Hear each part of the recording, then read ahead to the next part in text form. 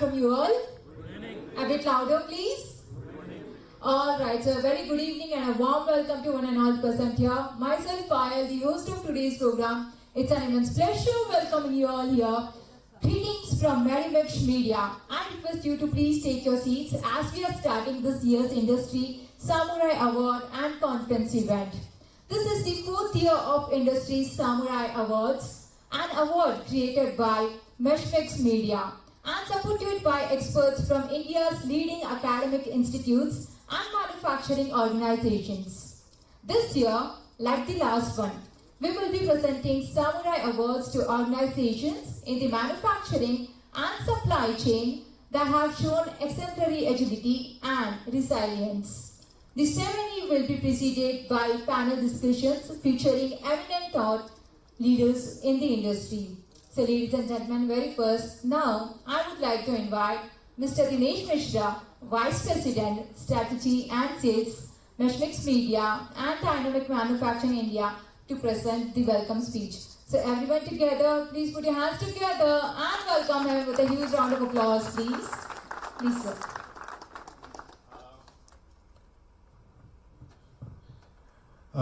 Hello ladies and gentlemen, I have changed my name to Dinesh Mishra from today. My original name that my parents gave me was Anand Pandey, but I don't mind Dinesh's name. Dinesh, as he does with every job, he delegates the responsibility to me, which he has. So a very, very warm welcome to you ladies and gentlemen. Please put your hands together for yourself. Great participation this year from all the entries, all the companies. They've done some great work, ladies and gentlemen. And this is the only award where jury from reputed academia, reputed organizations, they objectively gauge, measure, evaluate case studies from the greatest, largest of manufacturing companies. Although the gathering looks small, but in gravitas, in terms of excellence, resilience, this gathering is one of the biggest in the manufacturing industry. Thank you so much. Thank you so much for being here. And I promise you a scintillating evening from here, even though the start of this has been a little somnambulent, but we have a great personality with us right now. Mr. Uday Naran, wherever he is, he lights up the room, not only because he's from the electric vehicles industry, but also he's a great speaker, orator, and a leader in his own right. Mr. Uday Naran, the mic is all yours.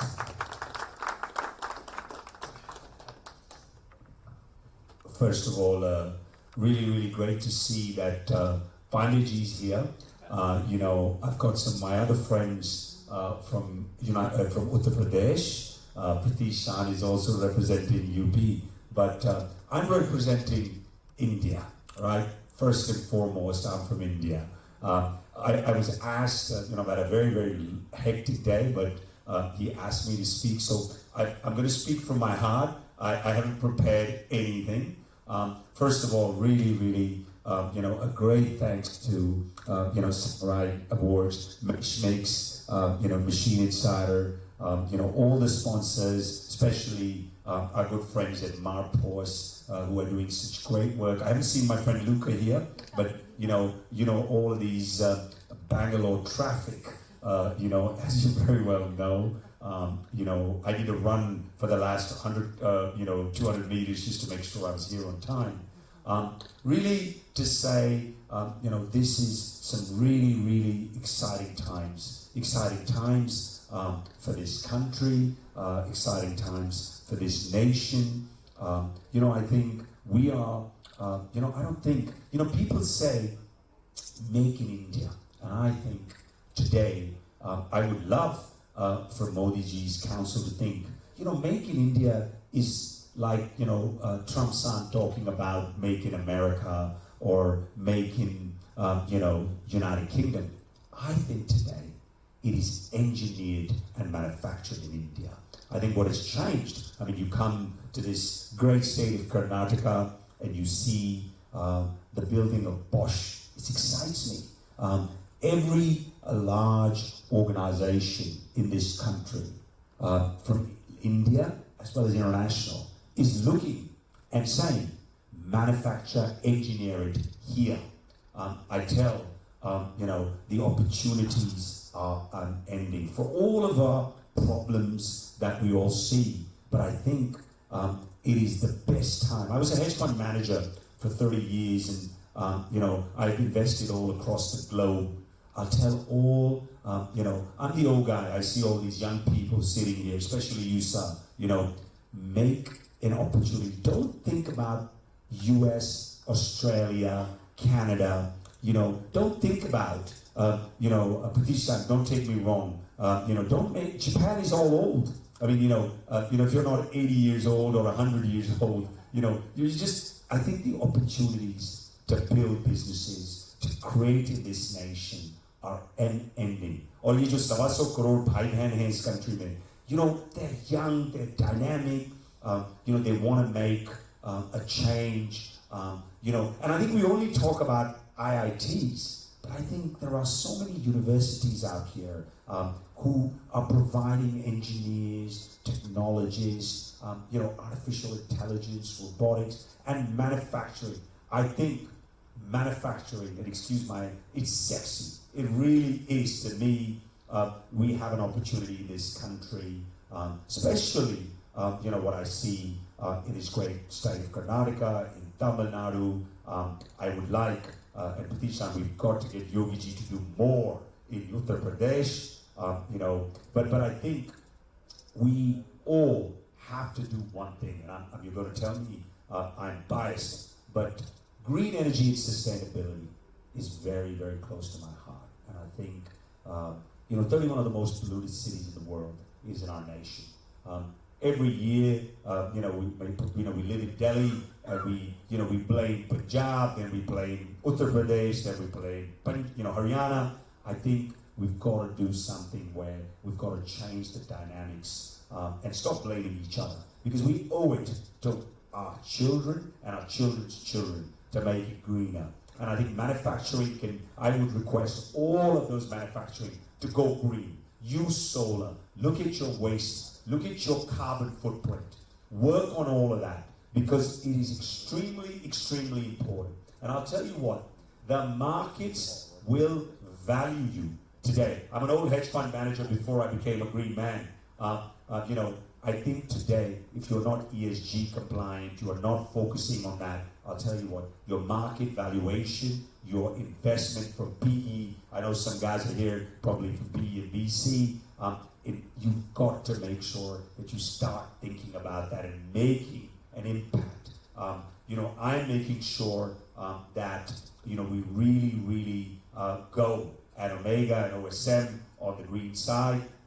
All of our plants, all of our, by 2030, I want to be absolutely carbon neutral. I think that's really something that at manufacturing level we need to think about. How long do you want me to speak so that your other guests come? So, I don't want to overextend it. Please let me know. The other thing I want to say, I'm just going there. I think one thing which I'm very, very, very proud to say, and I think we need to do, is in manufacturing, 40% of our population is women. And Nari Shakti is something that we really, really need to include in this journey, because if we want to be the third largest economy in the world, we want to be the third largest automobile market in the world, we've got to make sure we include that. And I'll tell you what, at my companies, the women are much, much more productive than the guys. And even on the shop floor, I'm seeing that the production capabilities of those women are better than men. Men are always, the minds always somewhere else. The ladies are coming, they're working, they're producing, and they're going, So I think that's also important. I think using today artificial intelligence, using, IoT, working, I think this engineering in India, which is very, very much important, I think we have an opportunity to build together. I don't think there's ever an opportunity, at least in my 30 years, 35 years in the business, that I have seen where, at least in India, I was just in Pune, we've got a lot of, it is buzzing. You go to Chennai, you come to Bangalore, every place is buzzing. And I think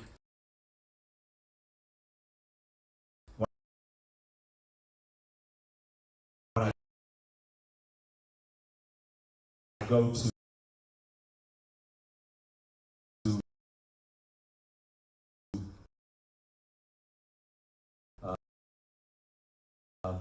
when I go to Europe or when I go to Japan and Korea, it's great to see what's going on there, but I feel really, I feel lethargic. I don't get the energy. I do get the energy of this country. I do get the energy of, what is going on here. Manufacturing is something that we can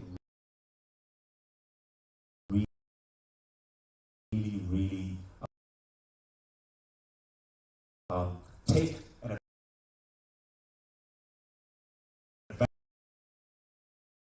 advantage of. I'll tell you, also the English speaking skills of this country is an advantage over across the border. I think the United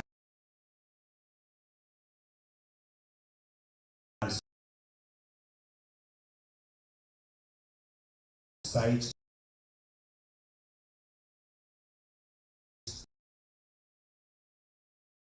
the Europeans understand that we cannot just depend. See, I think that they just looked at a cheaper and a concentration risk across the border. I think there's an opportunity here to be able to do this. But I'll tell you what, it's not something that it's going to be given us hands down. Vietnam is there. Many other countries are also competing. So we as a country, we as a manufacturing we've got such a strong manufacturing base, technology base, engineering base. So for me, if I were to invest in any country, I'd definitely invest here. I just think with all of you guys, and I want to say one thing, there's so many awards, so many people that are getting the awards, but I think there are many others which I'm sure you evaluated who also deserve the accolades, who also deserve an opportunity to be thanked. I'll tell you what, I think I've spoken enough. I'll be more than glad to, talk about my views anytime I'm here for a while. Thank you so much, Meshmates. Thank you so much for just putting these awards, because we need to really celebrate manufacturing. Before, a lot of people said, manufacturing, I don't want to be there. I just want to be in tech. But I'll tell you what, this country is going to be built on manufacturing. And I really think all of you here, all of you being here, thank you so much, and I hope we have a great night. Thank you so much.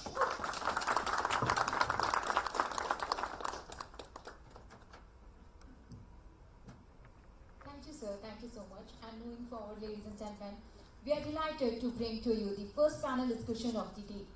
The topic of the panel is Indian manufacturing, leveraging trends into global commerce.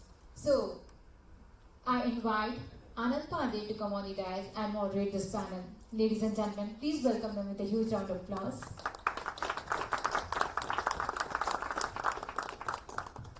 No, that we never had enough of you speaking anywhere.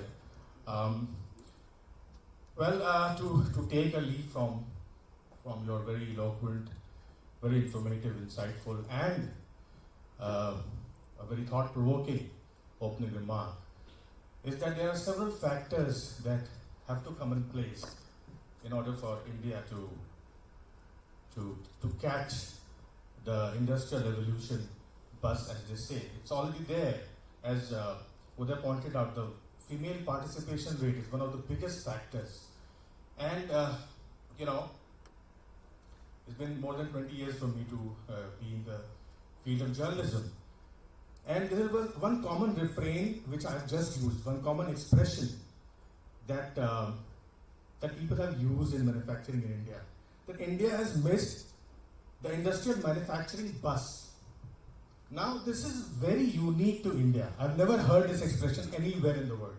And I looked it up also. It piqued my curiosity. Why do we use the metaphor of bus?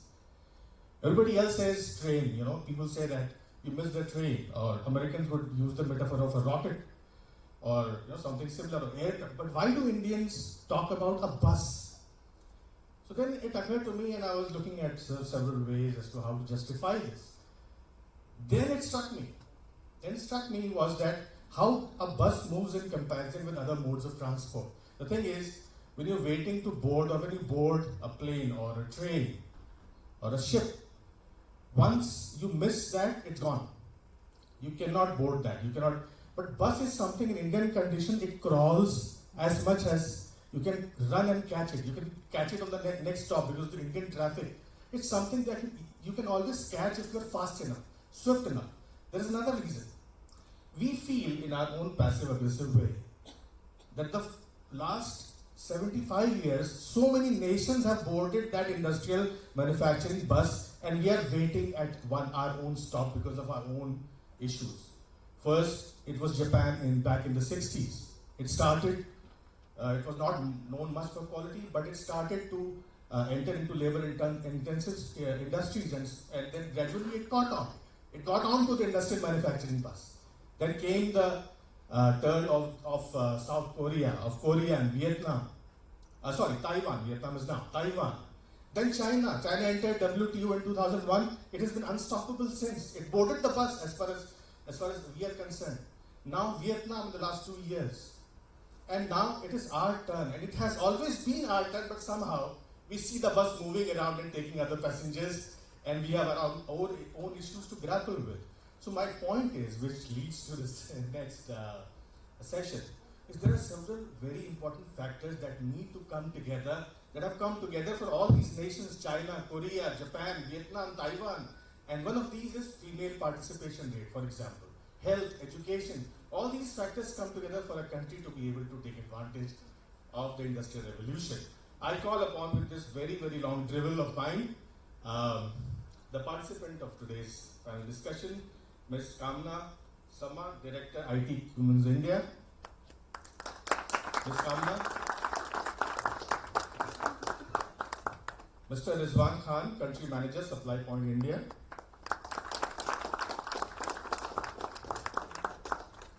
Mr. Pritesh Singh, Senior Manager, NRI Consulting Solutions India Private Limited.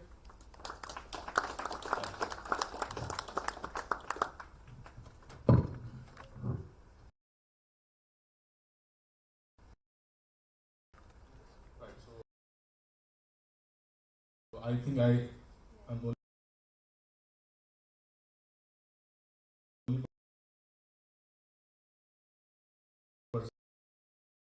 the mic.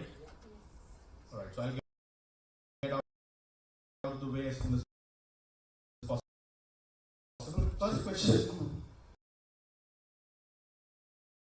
panelists is that the geopolitical scenario in the last 4 to 5 years has been pretty turbulent, but at the same time it has thrown up a lot of lead out the topic, obviously, of this discussion is Indian manufacturing leveraging trends in global commerce.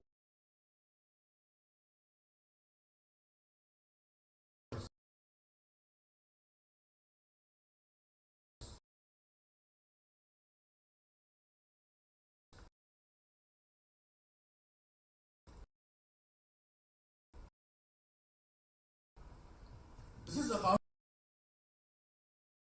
India's place in the sun. Essentially, this is what the essence of this panel discussion is. Have we arrived? Are we at the right position right now to catch the metaphorical, the proverbial industrial revolution, but finally, because of the geopolitical situations going on? So, without further ado, my first question to Rizwan, which I wanted the speakers also to address, is that in the last 5 years, especially with the start of US-China trade conflicts, what is your sense since you deal with international clients? Your organization is also a multinational organization. What is your sense of what is going on in the world? and how does it impact India's position in global manufacturing? Rizwan. Good evening, everybody. So, first of all, good to see the excitement over here, and I understand you all are much more eager to receive that trophy lying over there, and I can understand the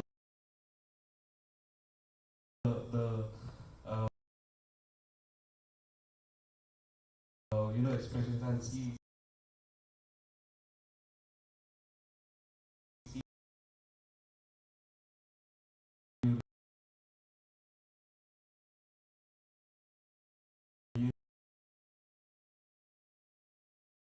very eager to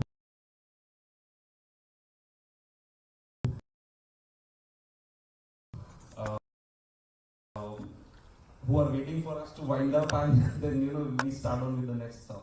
But I will be very easygoing, because I take it as a perspective on exactly what we as Indians look across the globe and where we want to go.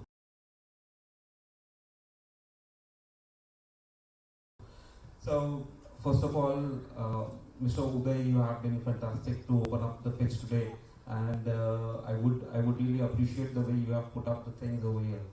Now, see, geopolitical scenario over here for past 5 years or before that, we were considered as a third world country where to have a contract manufacturing or to do some business where out of 100, 20, 25% or 30% over here. But now, if we look as a nation, we should transform and upgrade from a contract manufacturing to a capacity building, and this is the right time where we are today, where the entrepreneurial spirit should be raised a lot, and that's what I think we should all as in the industry should push the young generation to have this entrepreneurial spirit, which will help us to build up the capacity.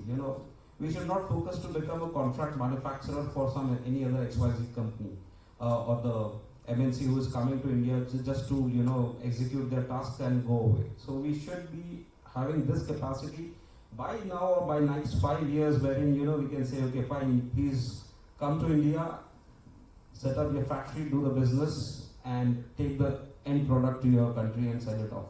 So I think we are at the right time as of now. Thanks so much, Rizwan. Tamra, your views? Yeah, first of all, thanks to Meshmix Media and sponsors for giving me this opportunity, and thanks Sudhai for the opening session. Heard you a couple of times, and it's always a delight. I think we are in a very, very right spot. Politically, though we are talking about China, I think we are, if you really look across the globe right now, lot of stability is there in India, politically, right? Second, I feel that the benefit that we have is of scale. The scale not only in terms of the labor force that Uday mentioned, but also capability and capacity in terms of resources. We are a large population and a large land as well, right? And third, I agree with him. So we, being an English-speaking audience, have a very good option for the global manufacturers to invest here. Government as well is kind of partnering with private organizations. So politically, government is also making sure that the entire theme of Make in India was with this entire intent to attract manufacturing to India beyond IT industry, because government realized that our export spends are too huge. We are in a right position, right time, with right talent, and if we can offer the scale that the global is looking at, we can give them the cost benefits, right? So I think from that standpoint, the partnership of the government and the private organizations in this period in the next decade is to look forward, and that's why it's favorable from a geopolitical standpoint. Thanks, Pritesh. Thanks, Mr. Pandey, for inviting me here. And thank you very much for your opening session. As Rizwan and Matt talked about that, probably we are at the right spot now. And as you mentioned in the beginning that India has been missing the bus, right, many times. The problem is that we have missed it too many times, right, too many times. And all others have catch up like anything. So, yes, we are at the right place with right kind of required capabilities and the ecosystem, political stability, etc. But I believe definitely we are going to take a lot of time before we catch up. And I'll also talk about the challenges and the choices what we have. So I'll give the example of automotive industry because mostly the consulting what I do is related to automotive industry. So let's talk about the kind of the mindset which we have, which component manufacturers in India has. When Maruti Suzuki came to India, followed by all other global major OEMs, we always focused on the building the assembly capability. So I'll tell you one thing. You go to any component manufacturer, maybe many of them are here also, and ask that today I have a technology partner from old nations, and what capability you will offer. Even the bigger ones, they say I have land, I have money, I have good connections with the government, so we can bring and good connection with OEMs, so we can bring the business. They don't talk about the manpower, the talent, the R&D, the technology, nothing. Today also. So the mindset has been, take the technology from outside, build the capacity, and make some money out of it. That has been for several decades. And now, in order to come out of that situation, we really need newer opportunities. One is the geopolitical situation, right? Now India is kind of better placed than other geographies, and it all happened when COVID happened and India-China tension started, the border issues. And everybody talked about China plus one policy. And if you look at the data, companies are moving from China, but are they coming to India? There are very limited companies which are coming to India. Obviously, they are coming to India. Until or unless homegrown manufacturing companies like your company also takes the lead in R&D, the technology. Answered this one. Partly my second question, so I'm going to club it with my third question. I want to make observations and ask questions about this very, very thought-provoking topic. Now, the one reason why this is being discussed, and you may feel that why are we discussing the big picture? We are not politicians. We are not, at least not yet into policy. So why are we discussing this? Why are we discussing geopolitics? A very important reason, ladies and gentlemen, is that as professionals, whether in manufacturing or supply chain, we are involved with our immediate surroundings, with shop floor, with our industry, with our family, with our immediate community. The idea here is to be more globally aware, because this is what is the requirement, today's requirement. Then we are able to make sense of the flow of information that is coming to us. We are able to deduce it and use it to our advantage. So it's our place in the global environment. That is what the topic is about. Now the question.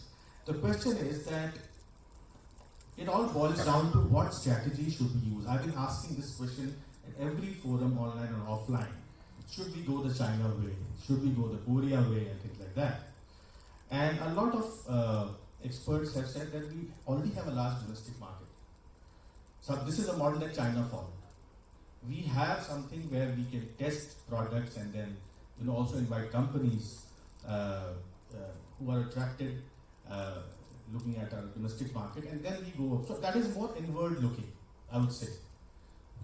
One view is outward looking, exports. And as a journalist, as a writer, Pritesh knows, Kamna, Rizwan, you know that any country that has really grown fast in terms of GDP, industrial growth, has done it on the basis of exports. Whether it's Korea, whether it's Japan, it has looked at the best markets in the world and looked at what value they can add to the market. So my question is that whether we should look inward or outward or a mixture of the two. This one. I would like to relate this answer with our solutions, what we are offering today to the Indian market. So,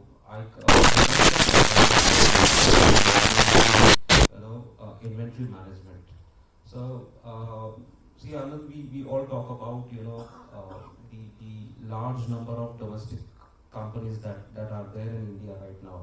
But what we have observed for past, at least where, I've been selling capital equipment for past 13, 14 years, what I understood is like, we are still in the same old school of thoughts where the entrepreneurs are more about, utilizing the manforce, putting up the registers, the log books and all those stuff. But what we try to look at today is, we want to empower the domestic industry, especially the SMEs and MSMEs who are having a good capacity. Unfortunately, because of the state of art facility is lacking behind. So that's where, I would say we should encourage more on developing state of art facilities, wherein, if I'm giving an inventory management solution to a customer, we are giving them a complete, ERP assisted solution to manage their inventory with automatic ordering levels. So that's where, when a customer from Israel or from Europe or from any other country who's visiting that facility, oh, you are using supply point solutions. Yes, we are using these solutions. This is the feedback I got from few of my customers who actually got a feedback and the order approved because they have installed these kind of systems in their factory. So that's where, I would like to relate it with capacity building and educating the old school of thoughts to upgrade with the technology and the solutions available across the world. Definitely, once you get in those, our exports will go up. So that's what I would say. Yeah, I would say that it has to be both the approaches. You can't miss your eye on any one of them. When you say exports, I would say that, and I agree completely with my panel member out here, that we are very good with JV partnership. I mean, I just talk about Cummins. We have like a long legacy and history with Tata Cummins partnership with Tata Motors. Now, what we need to build on is take up these JV partnerships for innovation as well. So that is how we will grow. And once we grow our capability as a technology and an innovation in manufacturing, we would have a better export opportunities outside. So I suggest we have to focus on both. In India, we are also focusing heavily on GCCs, right? And that is exactly in the direction that how do we have the capability and the knowledge residing within India, right? And I think, at least in Cummins, our strategy is very clear. We are making engines and we are making products. So it's India for the globe concept. So how do we set up those GCCs with the partnerships, which is our strengths of India, because we have a localization flavor, we understand our ecosystem well enough, we understand the challenges well enough, our limitations well enough, and then how do we kind of make sure we are still abreast to, from a technology standpoint, to meet what the global is looking at. And it is not only the scale, it is also the mind. If you see today, even Apple is partnering with Tata, right? Which means what? Which means Tata is not only bringing in scale, it is bringing in innovation. And that is where our JV strengths can work very well for us as one of the Asian organizations and companies and countries who can take it further from an export standpoint. Yeah, as Kamna mentioned that, the Apple and Tata partnership actually indicates that now global organizations are taking us also very seriously. So it takes time, Now there are two routes. One is the service industry route. So let's say you have IT companies, they have gone outside, even in the resource sharing model, they have been outside in all kind of factories, and then our people come back with some kind of competency, right? Then they implement it, and then we get the benefit. It takes time. That is happening. Second, now there is a scale, and in India also quality requirements have also gone up. So in that sense also, outside organizations have no other option than sharing the technology. So that is how I think we are slowly going to have our control on the technology also. Both the things. I will give you some examples. For example, now I think everybody is talking about Tesla coming to India. Obviously, our political leadership is trying to push a lot, but they are also, ready for the discussion at least. That is why it is happening. Second, I have, if you do a little bit of research, you will see several car models. Earlier, what used to happen is like if they are building a product of China or Europe, then they ask requirement in India whether you also have some kind of requirement. They tweak it and then give it to you. They don't care much about whether it is going to sell in India or not. They have to make sure that it is going to sell in China or in other countries.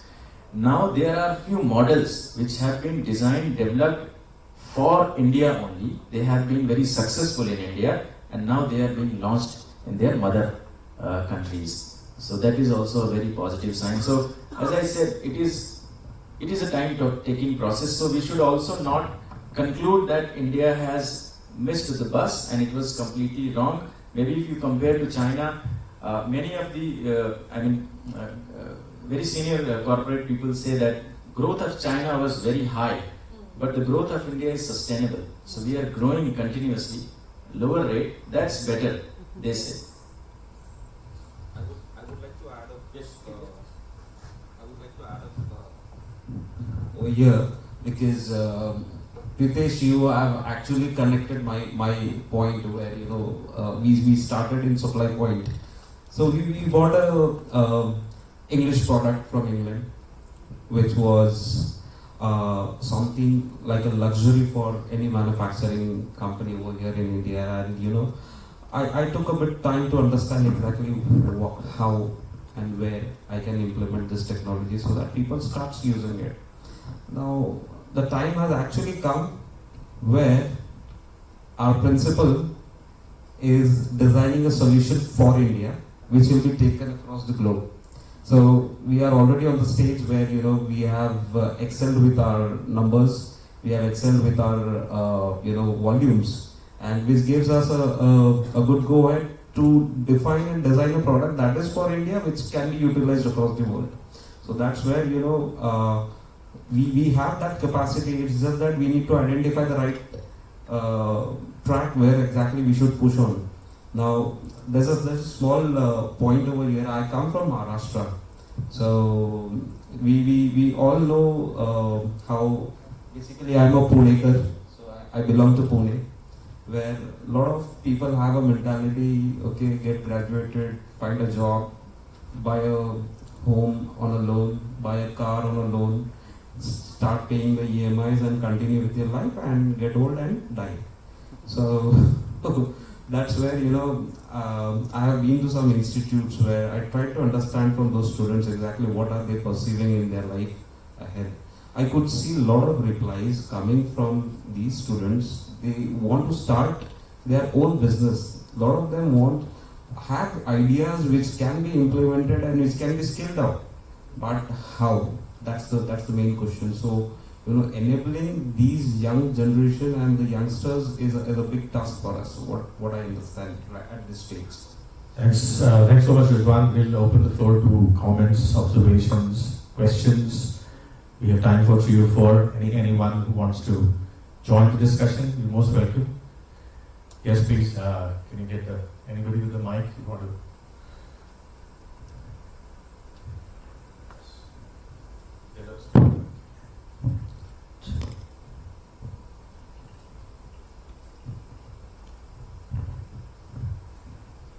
Hi, good evening all.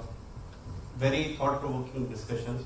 I'll just like to, instead of questioning, I will add to Mr. Pravesh countering points. The challenges what we are seeing, how this Make in India is not scaling.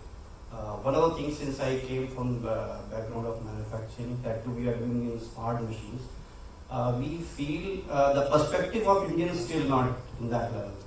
there is a romance, attraction with this Western culture, German engineering, German technology. Even the people who are manufacturing, they are bound to prove we are associated with this technology. That's why it itself. And the thing, even if the features, the automations, whatever we bring, now particularly in this scenario, we are doing all the automations, but the user will not be in the satisfaction level. Even all the outputs are at par. So how to counter this one? Because that is one biggest challenge which we personally are feeling it here. It's a great point, Saurabh, right? Yeah, sorry. It's a great point, and anybody wants to take on this question from the audience or from the panel. What is the value that Indians we bring to the table? That is the essence of the question, Saurabh, right? Yeah. Brilliant. When it's manufactured in India, it seems like it will be second to the available technology, even if we are doing it better. So, Okay, Pritesh, you want to take it on? Yeah, I mean, it's I think not the manufacturing capability game, but it's a mindset game, you know. Until or unless we have, let's say, after 5 years, we have an Omega City product in the electric mobility ecosystem. Try, test it. Everybody knows Udayanarayan, everybody knows Omega City, and concludes that it's a global quality product. Then you have examples to showcase that the global fraternity believes that Indian can manufacture. I think one of the successful, when Tata, everybody knows about the Tata Motors story, but now I think Tata Motors has been taken very seriously, not only in India but outside India also. Their cars are much safer than other cars. Their product build quality is much better than others. So now they have a name. Like in Europe also, people know about Tata Motors. They respect Tata Motors. And if you go to Europe or in Southeast Asian countries, there are so many service providers, suppliers. They have set up the shops only for Tata Motors, dedicated for India. So that kind of confidence building has happened. So that is why that is why I said we need so many examples, and then we can say, oh, it's a Indian quality. There is no brand building of Indian quality at this point in time. we have to associate the proud with The pride factor has to come. See, you look at. I mean, you say that I have a school and we have a yoga teacher from, let's say, Vietnam or Thailand, and one from India, Haridwar. Yeah. So that brand building has happened, right? Yeah. And it takes so much time. So if you look at Europe, you look at Japan or South Korea, the countries where you have good manufacturing, and if you track how they have developed it, obviously they have developed it over the period of time, but there are so many not so good things also associated with that. They had to participate in the World War. That is how also they developed a lot of capability. Fortunately, unfortunately, we did not participate, or we participated, but not our brand. Not a full heart. I have one question. Yeah. I would like to add one point. I come from a machine tool background. We are the largest producer of CNC machine tool in the country. We are in this business for the last 5 decades. I would like to give the one number that today we are making around 8,000 CNC machines in the country. We cater to the 1/3 of the Indian machine tool production. AMC, right? Yeah, ACE Designers Limited and ACE Manufacturing System. Now the point is, we have taken 3 decades to come to these 8,000 machines. But today we are gearing up and setting up our facilities to triplicate the capacity with a vision of 2027. So the things are changing very fast. The products have been accepted. The Indian machine tool fraternity, maybe the manufacturing sector, we have realized the gaps in a hard way in the past. Now we are catching up to those gaps, and we have found a way how to scale up and how to get into the global market. And one of the vision we have set for ourselves, when we go to triplicate this thing by 2027, 35% is going to be the export. These are all the parameters is unheard of in just 5 years back. And today it is a reality. Because I'm in this company since its inception in the last 3 decades, a drastic mindset has been changed in the Indian manufacturing sector. That's for sure. It's just want to give a positive note that things are changing and changing very fast. I would just like to say to both the audience points, I think we have started building a credibility. That's important. Credibility comes in, you will trust, right? Why is a Tata brand trusted globally? They have built credibility. Today's smartphone industry, why a boat is being looked at, right? Harman is being looked at. And they're giving tough competitions to global brands, right? So scale will come, but nothing over quality would stand true in the test of time. And you rightly said, and my co-panelist here as well said very well, that it's very important that we keep our focus consistent for sustained growth. And that is important, that we are on the right track, but we also need the patience. We should not rush and then trip. So that's very important for India, a decade to observe a sustainable growth. Now, writers are notorious To begin a negative point wherever there is a positive vibe. We don't want to spoil. Hi. Welcome. So I'll be the naysayer here. So these are green shoots, there is no doubt about it. But when we look at the IIP, the industrial production growth, the index, the industry confidence, the purchase managers confidence index, all these for the last at least 5 to 6 years have not been very encouraging. If they go one way and then they come back again, it seems like industry is a bit hesitant. It's going one step forward and 2 steps backward. Maybe it's policy, maybe it's infrastructure. But point I'm trying to make is that when you look at the overall picture in terms of numbers, in terms of even the sentiment, it looks like industry as a whole does not share that sentiment despite the exhortations, despite the encouragement. There is no doubt that Make in India has provided a lot of impetus. But at the same time, there's a lack of enthusiasm on the world stage. What would you attribute? Can we at least talk about, this, I won't call it elephant, I don't like this metaphor because elephant is sullied unnecessarily. But can we talk about this thing that we don't talk about? That why is the sentiment not picking up? Is one. See, first of all, to continue with the points raised by our respective audience from ACE and Saurabh, right, Classic Industries. So, see, as an Indian, if I consider myself as an Indian, the first point in my mind is fear to fail. How many of you fear that if I don't pick up this order, someone else will pick it up? So we all are lacking with this patience to hold on with the time, wherein things will come to you. You have to give some time towards it. And I would also talk about the positioning. Now, a year back, honestly speaking, I was not aware about Omega C. To be really honest with you, I had never seen much branding. I had never seen the promotions, campaigns going around. But the way he has taken up the brand, a level where he has taken it today, I think anyone who looks at the promotions, the branding, the communications going out from his company will feel this company is coming from some, other country. It's not an Indian product. This is what, I would really appreciate the way your communications are going outside and the way it has been put up as a brand. So, can I tell you one thing? Yes, please. The only thing that I think, and I'm sorry to interrupt you, and I want you to know that it's not for me. It's not for me. It really is. Pratish son, you're absolutely right. 5 years from now or 10 years from now, then we'll see what's there, right? But I'll tell you what, I'm scared. I'm never scared of failure.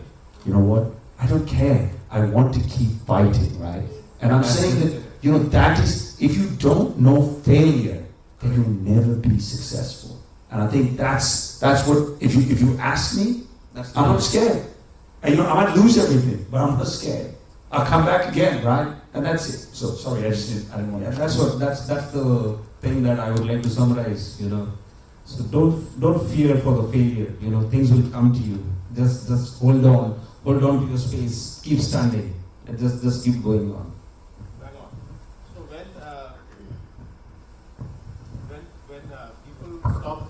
when people stop caring about the moderator and just there is a conversation, dialogue between the panelists and the audience, you know that the session is going absolutely top notch.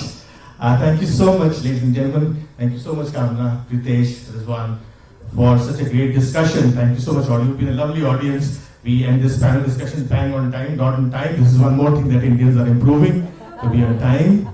Now we're going to have the next discussion. I really appreciate your presence. We have some mementos to give.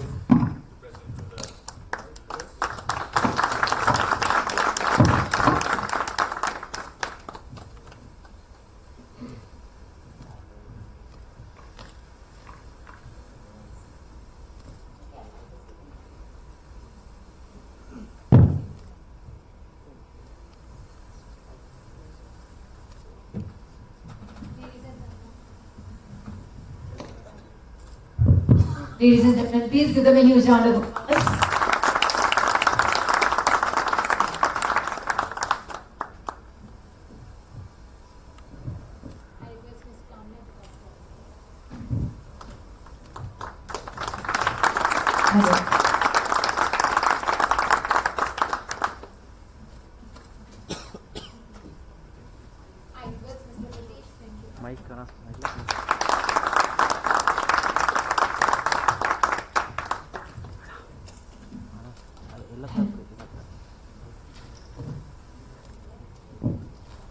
Thank you for such an amazing and informative discussion.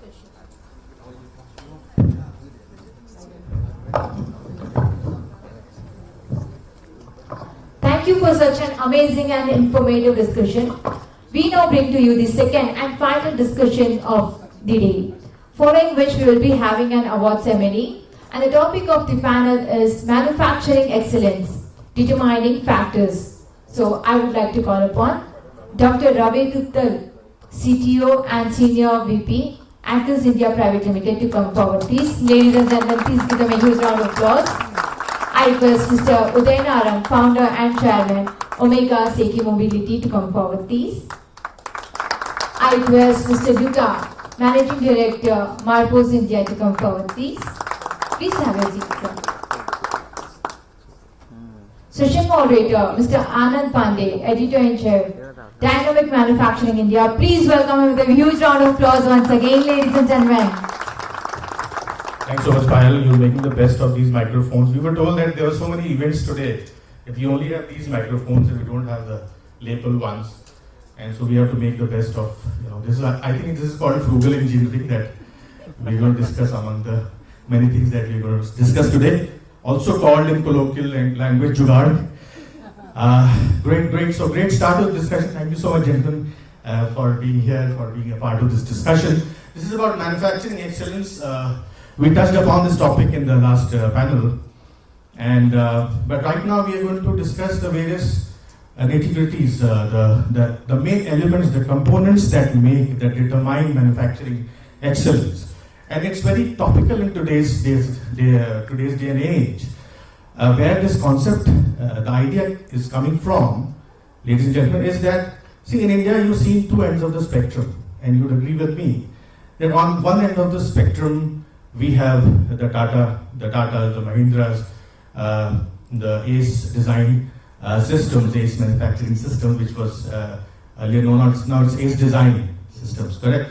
There are such great examples. This is one spectrum. Another spectrum, we see that there are some few companies which are not very well known for the products, that are not, gathering good credibility, good reputation abroad, and there have been some inspections in the country, and I'm obviously talking about some pharma companies. So that's absolutely another extreme end of the spectrum. And as they say in India, if you have any any perception, good or bad, you will find an example. This is a land of extremes. So this is not to obviously paint a picture that Indian manufacturing companies are good or bad. I'm just saying that we stand at this juncture that we need to define what manufacturing excellence means to Indian companies. I'll get out of the way very quickly. And my first question to the panelists is that how do you define manufacturing excellence in terms of the good practices, the best practices, the technologies? What are the main components that come into defining manufacturing excellence? Luca, over to you. Thank you very much. Thank you very much, everyone. As usual, and more awards again. Thank you very much. Just to go through quickly, I was thinking a lot about this concept. But what is excellence? I want to address the question. To all of you, what is for every one of you, what is excellence? Because that is the main point. Excellence is, for me, is something that is personal. Because I could think that, for my own thinking, excellence in something is ABC. They can think that is CDE, depends on the point of view. So if you want to summarize the excellence, especially in the manufacturing, from my view, have to be an ecosystem, something that is covering from A to Z, bringing in recruiting talents, and not because they are talents for themselves, are because are talents that are bringing in your organization a different point of view, in order you to see the way under another view, another light. Continuing making training to your people, adapt your way to do the things, not to achieve the fastest and the cheapest way, but to achieve the better and the long-term result. So I think that every one of us can explain or put down what is in their mind excellence. So it's not so easy. So we need to really dig into it to understand what we want to achieve at the end of the run in the terms of excellence.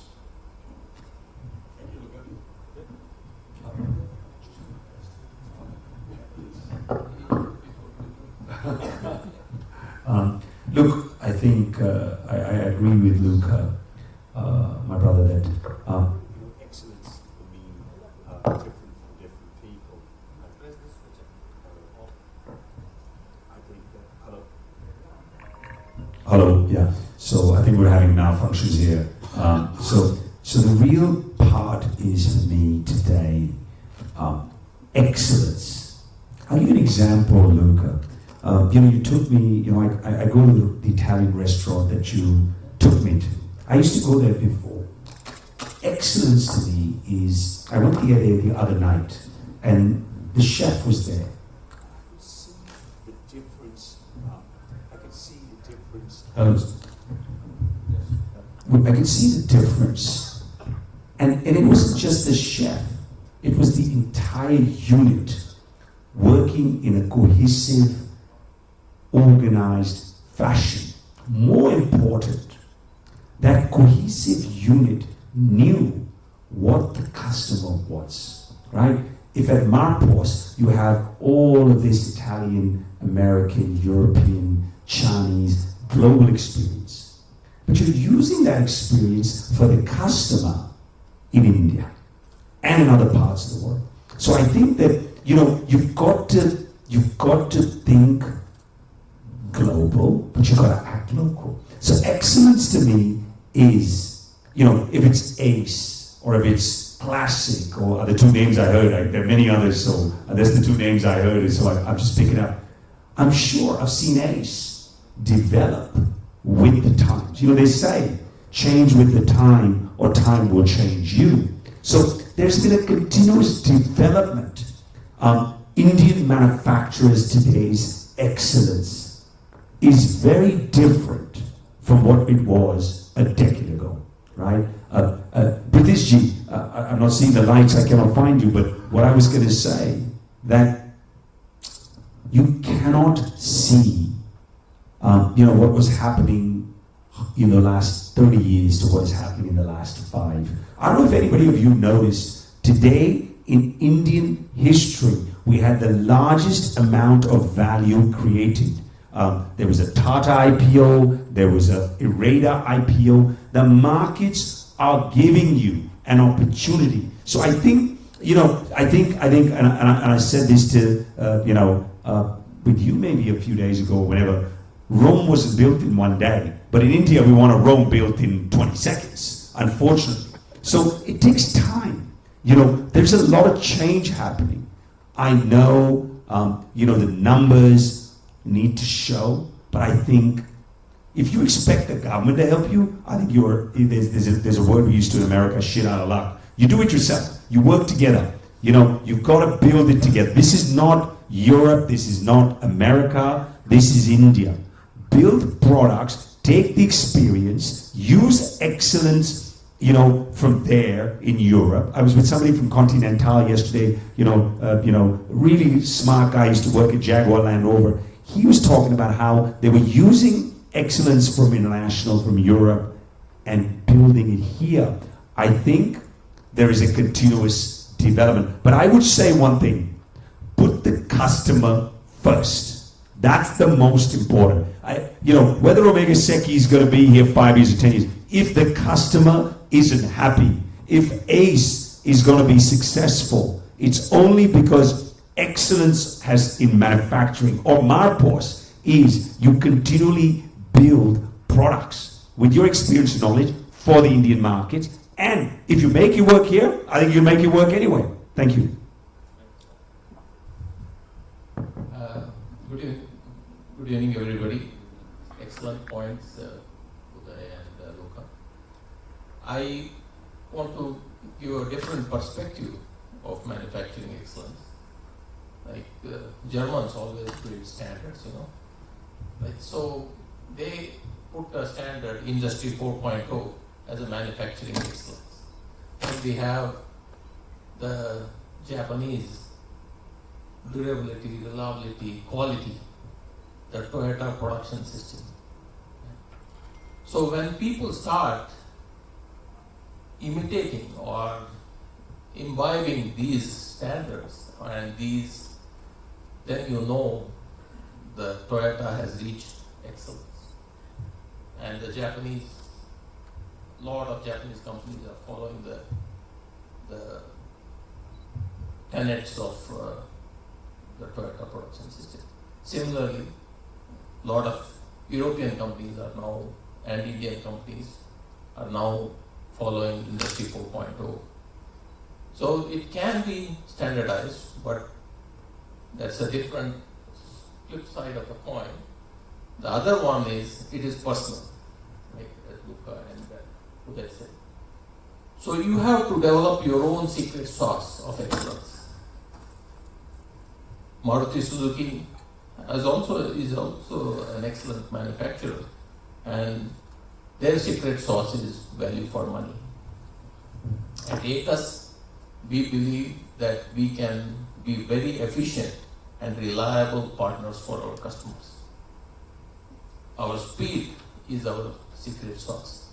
That we execute projects in very short period of time, and we have been working with all the aerospace companies and so on. So you have to develop your own excellence model. There are a lot of excellence models. When I was in John Deere, it was John Deere Production Systems, Danaher Production Systems. So when people start recognizing that, you have achieved excellence. That's what I think. Thanks so much, sir. You brought up a very, very good point, and Uday and Luca, very, very good points. And I've to mention them again. You talk about Toyota. You talk about the great economies, the great brands. Now, if you speak about Toyota and Japanese companies, if we take that example, sir, it came out from the ashes of World War II, Second World War, the lean manufacturing, the great manufacturing management principles. I forget the name of the founder of the Mitsubishi group of companies and Toyota. He was given the task, he was interested in the task to rebuild the industry. And what he did was he had to find something, a way out of this adversity. And Japan was, as you know, devastated after the Second World War. And he felt that in order to compete with the biggest of companies, the American companies, he has to go lean. He has to look at, there needs to be zero wastage. So he doubled down on that, and with their intelligence, local knowledge, domain knowledge, they came up with this great concept called lean manufacturing, and now it is something that everybody in the world uses. The other thing that I feel that is worth learning from the Japanese is there is a concept called Kiraitsu. I don't know if I'm pronouncing it right. Magesh, tell me. It's a word called Kiraitsu. I know the wording is fine, but basically it's about relationships. Japanese have this huge system of people who support companies who go back generations, suppliers who go back generations, and they support each other, they support these companies. It's a very strong supportive system. And this was one reason how Japanese companies were able to compete with American companies in the electronics space back in the 80s and 90s. You have all the great brands that you hear today in the game development, hardware, electronics. So these are very good supply relationships and lean manufacturing that came out of devastation, adversity from Japan. Now my question, finally I'm getting the question. Don't worry, I'm getting out of the way. The question is, yeah, I also like to speak sometimes. If I haven't given that, made that clear already. Alright, so what is India's contribution to this concept called manufacturing excellence? Full stop. That's it. Over to Luca. Sir, please. Okay, thank you. So, you have all heard of the famous Harvard Business Case Review, like the reverse innovation or frugal innovation. You all heard of it. Like the handheld ECG machine, which GE started developing in India because rural India doesn't have electricity, it doesn't have it didn't have stable electricity. So battery powered ECG machine. Very frugal, very innovative. And now this product has been sold all over the world. So doing it very cost effectively, but without sacrificing quality, reliability and durability. That I think that's like the hygiene stuff, So make for India, which can sell all over the world. I think the previous panel also touched on it, because we can make it very cost effectively. And I'm also impressed on the new generation of entrepreneurs.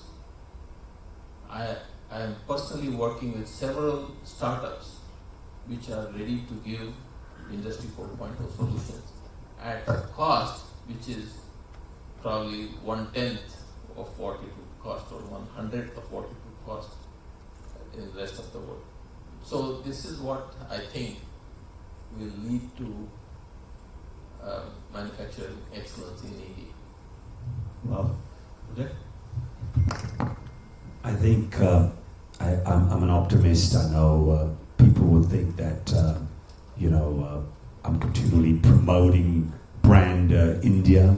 I'm here because I don't know if you know I'm Swiss. I don't look it, but I'm here because I think the opportunity is here. You look more Indian than I do. I was going to say, I love the long hair. What I was going to say, Salman is going to be in a problem with you around here.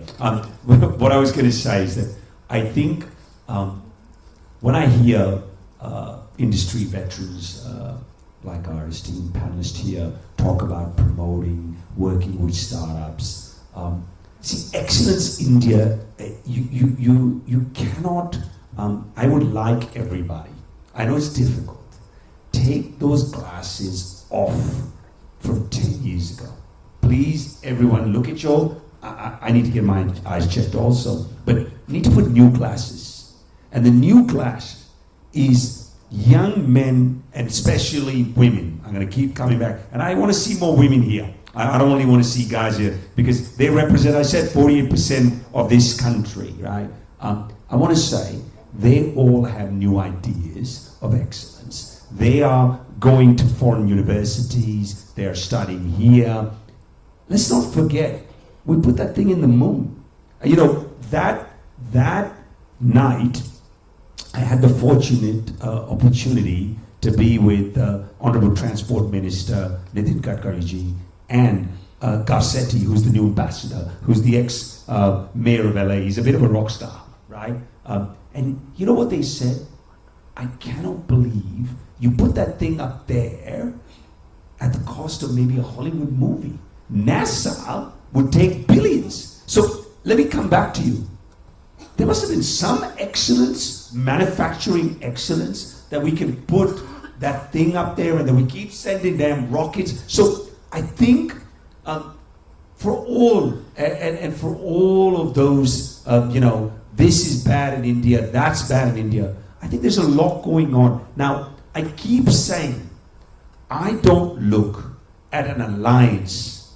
For me, if Marpos from Italy can do an alliance with a company here, or BMW can do an alliance, Tata, like somebody just said, Tata's lined up with Apple, right?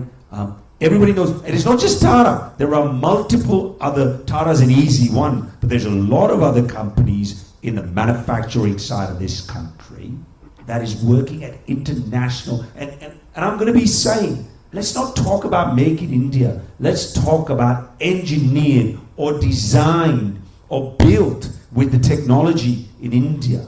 And I think, you know, so I think manufacturing excellence with the world, and I think what has changed, and I'll tell you what, money was not available for startups like it is today. So that will bring innovation. That will bring manufacturing excellence. If any of you have a great idea, I think there's some, like I said, there's some PE guys here, I was told. So they're there to give you money, right? So I think a lot is changing. And I think, but I'll tell you, we have this band of opportunity where, I think China was like this, India is going to be like this, right? And I'd rather take that approach. I think we've got age on our side, we've got English on our side, we got engineering on our side.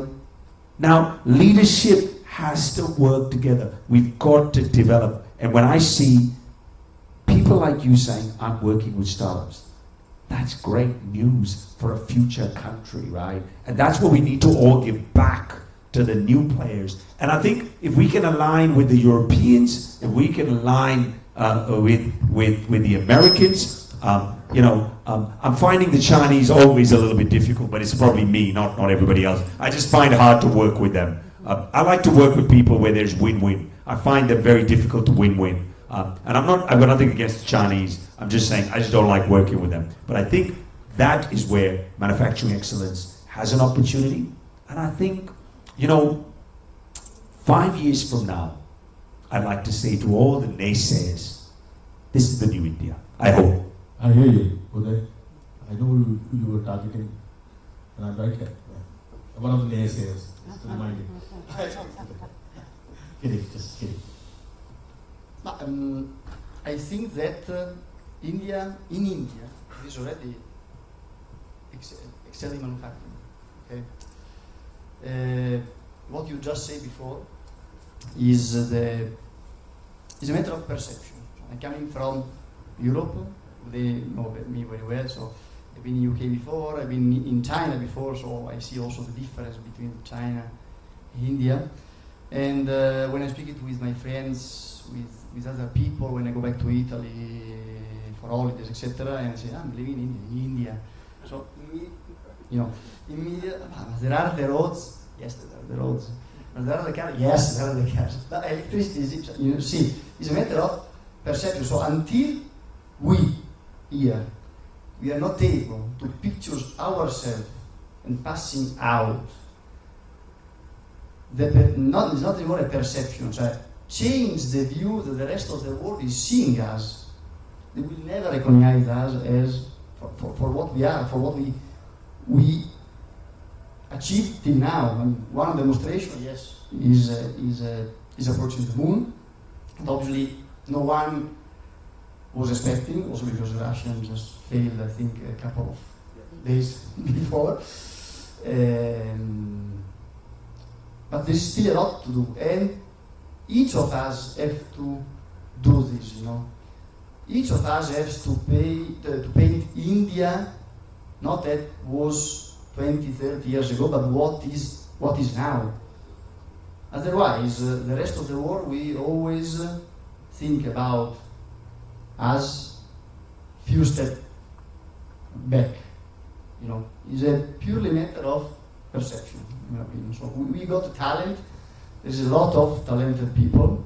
We need to recognize those talents. So we need to try to keep them with us, with incentives, with if there is possible, for example, in Italy, to recall very talented people. The government put in place a plan to almost reduce into zero the taxation for those that was coming back after a few years, of permanency in abroad, in order to bring back these talented people. And I think that what we need to do is doing this. We got excellence technical university, we got excellence everything. When I was in UK, we were much more Indian doctor in all the hospitals with the private clinic rather than English or European. So you see, India is able to create those talents. The problem is that we need to retain those talents and to work all together to see, yes, we got the talent and we are not anymore the India that we were 20 years ago. Wow, thanks so much for that announcement, Luca. You always have a very incisive perspective coming from you. I think it's a big stamp of confidence in Indian manufacturing excellence. And there's no doubt, gentlemen, each of you are leaders in your own right, and you see what things are, kind of things are being manufactured. And there's no doubt that we have to, a lot to be, despite how cynical I am as a writer, how cynical I sound, how much of a skeptic. But like Uday pointed out, the Chandrayaan-3 example, and not only was it at the cost of a Hollywood production movie, just to add a small point there, and Uday knows this, that the frugal engineering or the innovative part of our scientists was so brilliant that the part of the moon where they landed, the moon lander, the Chandrayaan-3, has no geolocational support available, which is the reason no country has ever attempted that. And you know, the surface of the moon is is not known. The reason we haven't attempted, the countries haven't attempted a manned mission after Apollo the 11th, if I'm not mistaken, 10th or 11th, is that it's very dangerous. No country, other than if they are being guided by nationalistic fervor, which was there at the time of the Cold War, which was basically what pushed people, and a lot of people died also. But it's not safe. Point is, it's not safe. Not safe for humans and not safe for equipment as well. But point is, despite that, at such a low fraction of a cost, it was like a blind swing at something which had like 99% probability of going wrong. But the Indian scientists landed the moon at a place where nobody in the world has any clue what's going on. Now India is telling the world what kind of ionospheric atmosphere is there. I don't know if I'm not a scientist. But what kind of temperatures are there? They're going to fill in the puzzle, the piece of the puzzle of the geolocational picture that is going to guide other moon landers to the South Pole. There is water there as well. So there is, I've done a little study on that. I'm proud to be flaunting all that knowledge, and I found an opportunity. But yes, So that's the upside of frugal engineering. So I was kind of softening the blow to what I'm coming. So I have a bone to pick. The bone to pick is that when you speak of frugal engineering, and in the same breath, a lot of time, not here, you will talk about jugaad. I don't know it's a North Indian word, but that comes attached with chalta hai attitude.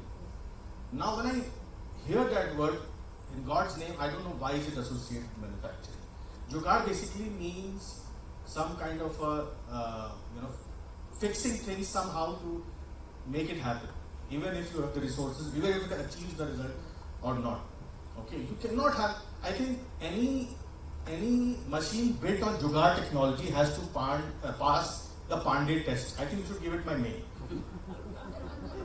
If there is a machine, if you are able to build a rocket on which you put astronauts, and it is made out of jugaad technology, and if you have confidence in that, and it passes the Pandey test that you are able to use it for a space rocket, then it's a proper technology. I wasn't able to articulate it well, but I think you get the drift. That jugaad is not something that we are proud to be associated with. Is it the same as frugal engineering? Should it be discarded, and we should have a proper concept of what frugal engineering is? Luca, have you heard of frugal engineering? I heard of jugaad because I know. Okay, because Italians, they do not compromise in anything in manufacturing. So would you want to proffer some thoughts on? Yeah. Let's say, I think that one of the most incredible discoveries, most of them are based on jugaad, honestly speaking. Most of them are? Based on jugaad. Okay. I think. Most of them are based on jugaad. I'll say the was not studied before. Some of them, also in the medical research at the time, was discovered by chance, because they tried to do something but they were not ready to, there was not a very big study behind. So I think that jugaad is a fundamental concept of the manufacturing at the beginning stage. Attention, not saying that we need to do machines with based on jugaad. Attention. I will give you an example coming directly from Italy. I think that every one of you knowing Vespa. Vespa? Okay. Was that generation? Exactly. I'm still having a Vespa in Italy because it's very famous, it's a very classic things. Do you know how Vespa is born? No. The engine of the Vespa was the engine that was used to move the war airplane during the Second World War in Italy. Okay? At the end of the war, we were full of this engine, and nobody was, now what we are doing with all these things? Piaggio, the founder, took the engine and built the frame, and it's coming out the Vespa. No wonder he gets love to drive it. And then we start to drive, and then it's developed, etc. You see, but it's born from an idea, from a scrap, let's say, honestly speaking, because everything was all scrap, So from the scrap is born a flower, the Vespa, and then he developed the Piaggio company that everyone knows. That I think that is also here in nearby Bangalore, if I'm not wrong. Yes, exactly. And that is the point, you see. It's not really, especially if it's a startup, for example, the concept of the idea that is coming out from the startup, okay, they study, etc. But they need to try, they need to fail, as you said before. From the failure, they will learn again, and they will come out sooner or later with a great idea. Lovely example by the way, Vespa. Uday? I think absolutely, I agree with Luca. I still think that the opportunities of manufacturing excellence continue. I think jugaad has to be there, but I think we've really got to say we're gonna build products with quality, and I think Maripos is something that is absolutely doing. I'll always market your company, so it's not a problem. I'm not getting retailers, but I think they do a fantastic job. I think Luca, as an MD, really understands India. But I would say, I think we've got to build products. I'll keep saying again and again, we'll have to build products for quality. We have to build, we cannot cut corners. I think today's customers, because I'll tell you, all of us, I'm seeing, I'll give you an example. So I spent a lot of time in tier 2, 3, 4 cities. I'm wearing a suit, but many times I'm wearing a lungi, or I'm wearing like a South Indian dress, or I'm in UP. I was in some parts of UP, I thought, I don't know what part of the world I was in, but I was going to say that customers today in this nation understand quality, they understand manufacturing. If you don't understand it, I'm telling you, your daughter, your son, everybody understands. Because I think this global marketplace is very different in the last 5 to 7 years. And I think what's happened, I have a question. Why does everybody thinks, with AI, with what happened just now with, a swap over when he got knocked off Oman, and then Satya Nadella is considered a smartest man, right? I don't want Satya Nadellas, I don't want Sundar Pichai's, and I don't want all of them boys from India going there in America. Ask them to build them here, okay? So let me give you, all of you negative thought process people. It's our people that are going over there and building companies. Well, why don't we just build them here? And I think that environment is a building. I have so many startups in the EV or I'm not going to talk about EV, I'm talking about green energy and space, which are coming up with manufacturing processes. We're coming up with motors, with powertrains. You're building all these great equipment for testing. So I'll be honest with you. I'd love to be here at the Samurai Awards 2027 or 2030. And then, you're a young man. And then I'm going to tell you how you are thinking then. So give it a few years. And at Samurai Awards, I'll be an old man, but that's fine. We got young guys here and here, and I'll definitely cheer them. And I think you'll see a different India. I hope so. I hope so too. You're very kind to that. We'll all grow old together. Sir, your point on, is Google engineering the same thing as Jugaad? No. Jugaad is a contraption. Put some things together and make it work. That's okay during the innovation phase, like a proof of concept. But as Uday said, when you deliver a product, it has to have quality, reliability, operational reliability, repeatability. Otherwise, in the Indian customer is smart enough to not accept that as a product. Thanks, sir. Now, this is the last question. I'll ask the speakers and I'll open the floor. And this question, although not directly related, but deeply related to this thing. And I had not discussed this before, so this is going to come as a pleasant surprise. This concerns something that is close to my heart and to all our hearts, and obviously it concerns women and women's rights, Nikita. See, it's been proven beyond doubt, there have been research reports after reports, studies after studies, that when countries focus on the well-being, on the participation of the women in the manufacturing industry, only then does the manufacturing industry pick up. It's a fact-based, evidentiary finding. I'm not just making it up to sound grand. It's a fact. And in India, and you can see the examples. You have it. China has one of the biggest, greatest female labor participation rates in the world. Obviously, European countries have, and America has. Our country, even Bangladesh, is now picking up because of the garment industry, right? Southeast Asian countries. Okay, so our country, the point is, our country used to have a very healthy female labor participation rate. Let's say a couple of decades back. Around pandemic, something happened. in those years, and it fell drastically overall. I'm talking about services and manufacturing. So from about 60%, it fell to about 40% overall, services manufacturing. And services takes a majority of participation from women. In manufacturing, it's abysmal. It's about hardly double digit, like 12% or so.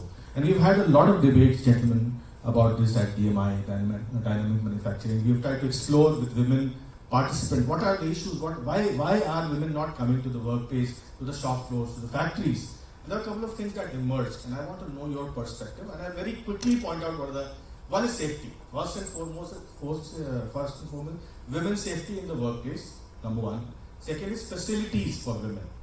There have been instances where women were at a factory for a visit, and they couldn't find a place like a washroom that they could go to for, and it was not there anywhere in the area for miles together. There was not a facility, public facility in the place for women. These things are so appalling in our industry. Now the point is that if we don't focus on women welfare, women participation, we cannot have manufacturing growth or excellence. What do you gentlemen think about it, and what are the initiatives that your organization or industry is taking in this regard? Luca? That is a very nice question, because in Italy we have the same problem. Okay. The percentage of women, especially in the manufacture, but anyway, just to keep it general, in the work, in employing the work, yes, the workforce are very less compared to the men. And I think that before we need to start to change our mentality. Our means men mentality. We are not better than them. They are better than us, that's for sure. Absolutely. I always say, even if I have two boys, I will say it with my wife that I know that we are three stupid. Because we already start on the lower level. No, yes, yes, I speak personally because I know very well Nitika, that I have an honor to employ in our company, and in the last year she changed completely the way that Marpos was before in India to what Marpos is, because they are vibrant, they are able to do much more things at the same time. We are not able to do that. We have very few. I think that only Napoleon was able to do certain things at a time, and it didn't end well. So maybe it's better don't try. No, it's starting, yes, but you say there are not facilities, there is no safety, but because our way, our mentality is not putting them, is not putting the women in a safe place. We don't want to have them around. That is a problem. Because otherwise, if we think in a different way, when I build a factory, I will put the washroom for the ladies, a safe place for the ladies. At the beginning, at the beginning stage, we need to change. It's a matter of mentality. If we will never be able to change our mentality, we will never be able to have more women in every sector, not only in the manufacturing, in every sector. Excellent. Let's give it up for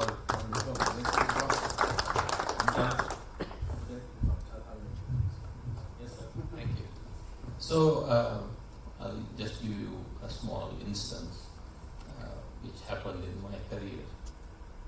We had a lot of young men working in the factory, and there were a lot of fights among them. The quality was very bad. The rejection was 5 to 10% that range. I was asked to look after that business. So I brought in 30% women on the line, manufacturing line. Suddenly all the boys were gentlemen. No fights. And women have an eye for quality, which the men don't. Sorry.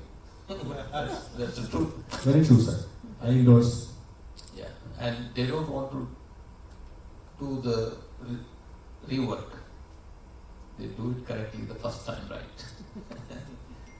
Maybe these are the qualities, and they have the empathy towards the other workers where there are issues on safety and so on. Our safety improved, quality improved, first time right, throughput improved. So why are we not providing washrooms and other facilities to women? These are lame excuses. So all our factories have creche and women restrooms, also resting area for women and so on. So the other thing which probably some of the policy makers can do is, there are some rules on second shift, third shift. Women cannot work. If they work, there are a lot of hoops we have to jump through.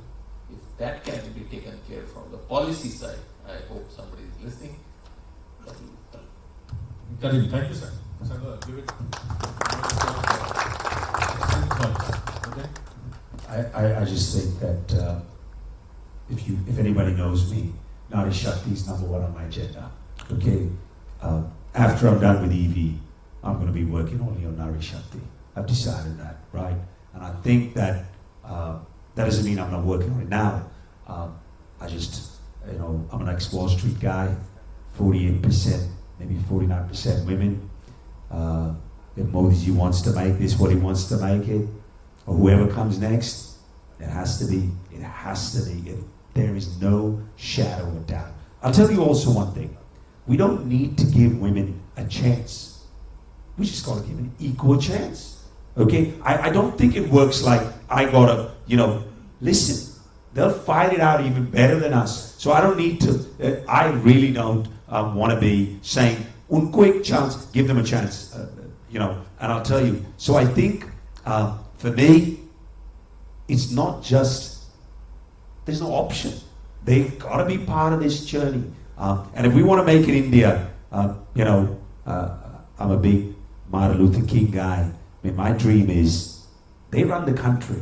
And we just sit back and take the other side. I'm happy for that because I think they'll create a much bigger and a much stronger and a brighter future. And for me, that's the biggest payoff. People ask me, I'm not in this journey to build unicorns. If they come, it's fine. All these young boys and girls work with me, they can enjoy that. For me, a cleaner, a better, a future India with Nari Shakti, with quality, and when I'm done, and maybe we're sitting, I said to you before, in Lake Como or somewhere else, and having a nice bottle of wine or having a great pasta, we say, and somebody says, we two blokes sit down and say, we spent time in India. It's known for quality.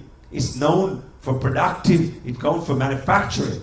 I think that's a payoff enough. Thank you very much. Guys, I think we should stop with the questions. We should give the awards and we should let people enjoy. I think we've had enough of this. Yeah? Because I think we've had enough. Thank you so much, everybody. So much, sir. Thank you. You've been wonderful speakers. Thank you, ladies and gentlemen. Okay, now let's give way for the awards. I will present the mementos to the esteemed speakers.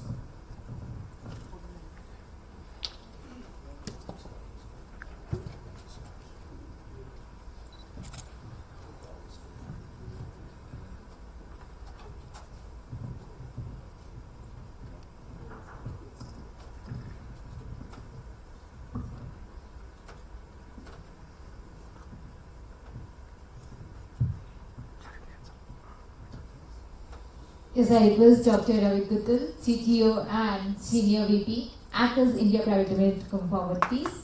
Ladies and gentlemen, please give them a huge round of applause.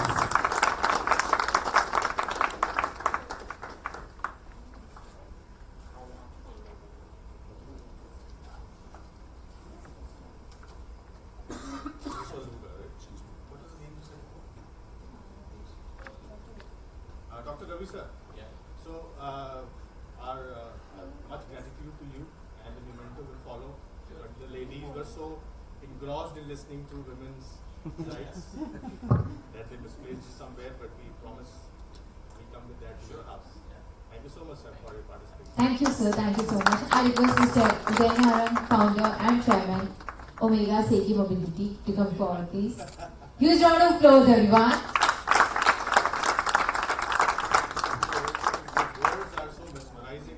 Sir. Sir. Forgets whatever they are doing. Sir. Focuses on what Taking photo, sir. Please come closer, please, sir. Huge round of applause, everyone. Thank you. Yes. Finally. I request, yeah. Okay, so meanwhile, can we give it to Luca? Yes, I request Mr. Luca Matthews, Manager Director, Sir. Marco Cynthia, to come forward, please. Huge round of applause, everyone. Sir. Thank you.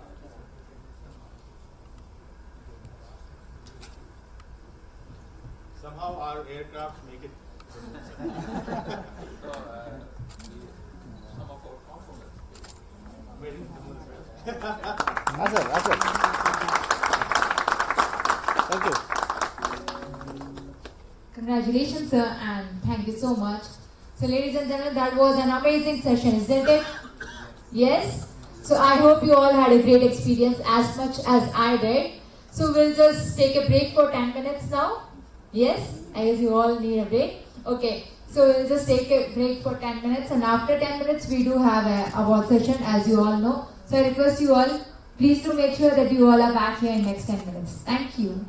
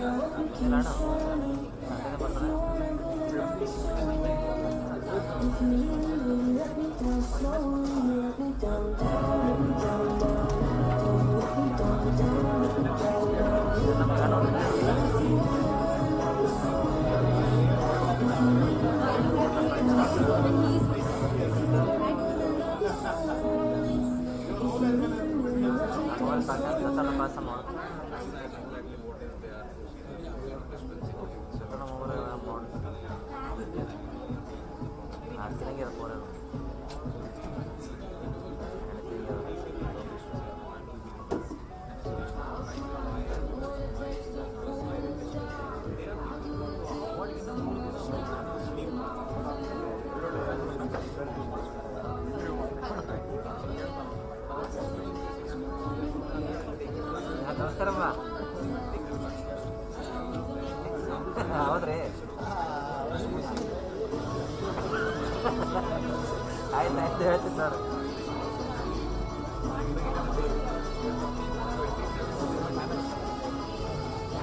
ಹೌದ್ರಿ, ನಾನು ಹೋಗಲ್ಲೇನ್ರಿ ಎಲ್ಲಿ ಹೋಗಮ್ಮ ಬರಾಟಿವಿ ಇದೆ sir, ಅಲ್ಲಿಂದ ಮಾಡ್ತೀವಿ ಅಂತಂದ್ರಲ್ಲ, ಹೋಗಿ ಬಾ ಹೇಳಿ ಬರಾಟಿವಿ ಹಂಗೆ ತುಂಬ ಐನೂರ ಇಲ್ಲಿ ಅಲ್ಲೇ ಡೈರೆಕ್ಟ್ ಸುದ್ದಿಗೆ ಏರ್ತಾರಂತ ಮಗ ಏನು ಮಾಡ್ತೀವಿ.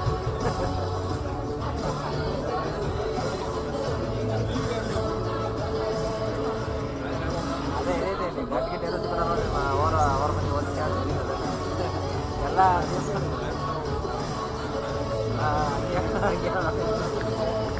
ಎಲ್ಲ ದೀಪ ಇರ್ತಾರೆ, ದೀಪ ಹಾಕಿ ದೊಡ್ಡ ಅಡಿಗೆ ಕೊಡ್ತಾರೋ ಅಡಿಗೆ ಕೊಡೋಣ ಹೋಗೋದು ಬರೋದು ಮಾಡ್ಬೇಕಂತ ಹೇಳಿ ಕಳಿಸಿ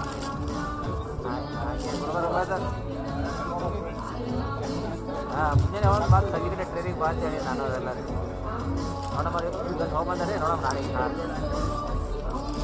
ನಾನೇ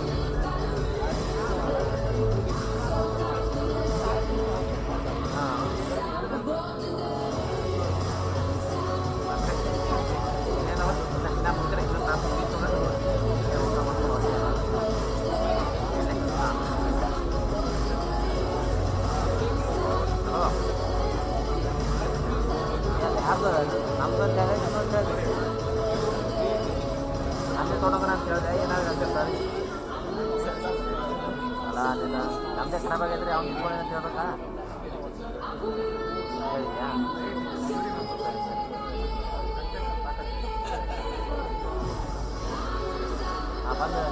ನಾ ಬಂದು ಎದೆ ರೇಟ್ ಮಾಡ್ತೀನಿ ಎದೆ ರೇಟ್ ಕೊಡ್ತೀನಿ ಎದೆ ಹೇಳು ಬ್ಯಾಟ್ರಿ ಕಡೆ ಎದೆವಾಗ ಬ್ಯಾಟ್ರಿ ಕ್ಯಾಮ್ರಾ ಬ್ಯಾಟ್ರಿ ಬ್ಯಾಗೆಲ್ಲ ಕಳಿದ್ರು ಅಂತ ಬೇರೆ ಮಾಡ್ಕೊಂಡು ಬೇರೆ ಚಾರ್ಜ್ ಹಾಕ್ತಾರೆ ಎದೆ ಹೇಳು ಬ್ಯಾಟ್ರಿ ರೂಮಲ್ಲಿ ಇರುವಂತ ಎರಡು ಬ್ಯಾಟ್ರಿ ನಾ ಬರೋದು ಅಷ್ಟು ಲೇಟ್ ಆದ್ರೆ ಅದಕ್ಕೆ ಚಾರ್ಜ್ ಹಾಕ್ತಾರೆ ಬ್ಯಾಟ್ರಿ ಚಾರ್ಜರ್ ಕೊಡ್ತೀನಿ ಅದು ಮತ್ತು ನೈಟ್ ಹಾಕ್ಬೇಕಲ್ಲ ಚಾರ್ಜ್ ಹಾಂ ನಾಳೆ ಬಂದಿನ ಇಟ್ಕೊಂಡು ಹೋಗ್ಲಿಕ್ಕೆ ಬಿಡು ಅವ್ರು ನಾನು ಕೊಡ್ತೀನಿ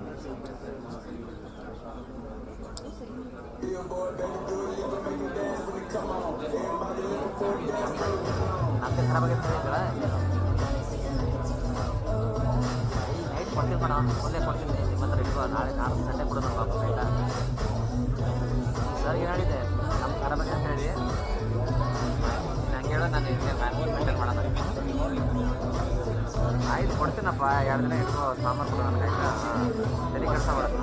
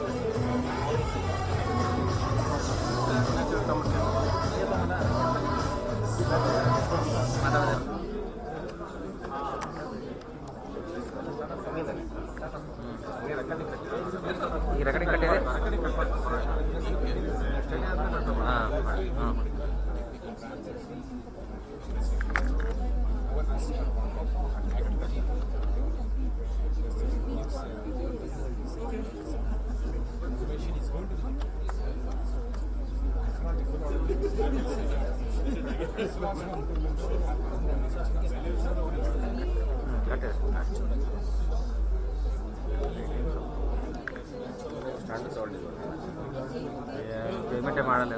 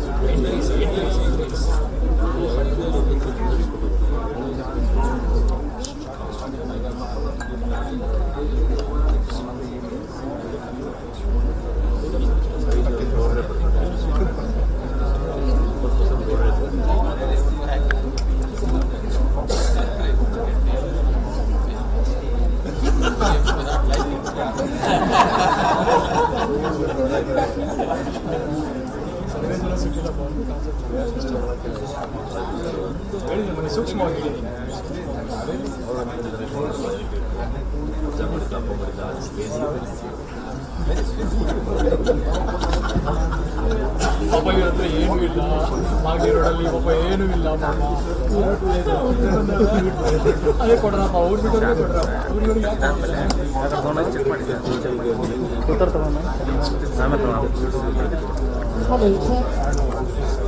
Hello, check my testing. Check my testing. 1, 2, 3, check. Hello, check. Alright, so once again, good evening, ladies and gentlemen. I request you all to be seated so that we can start with the award session now. So I request everyone please to be seated. And I request the members, those who are standing out, I request you all please to come inside and be seated so that we can start the next session now.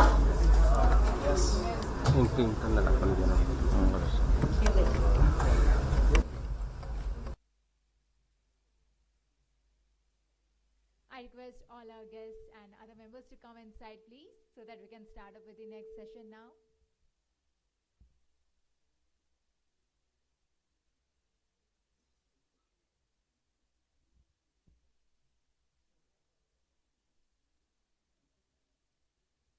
So to start the session very first, ladies and gentlemen, I would request Mr.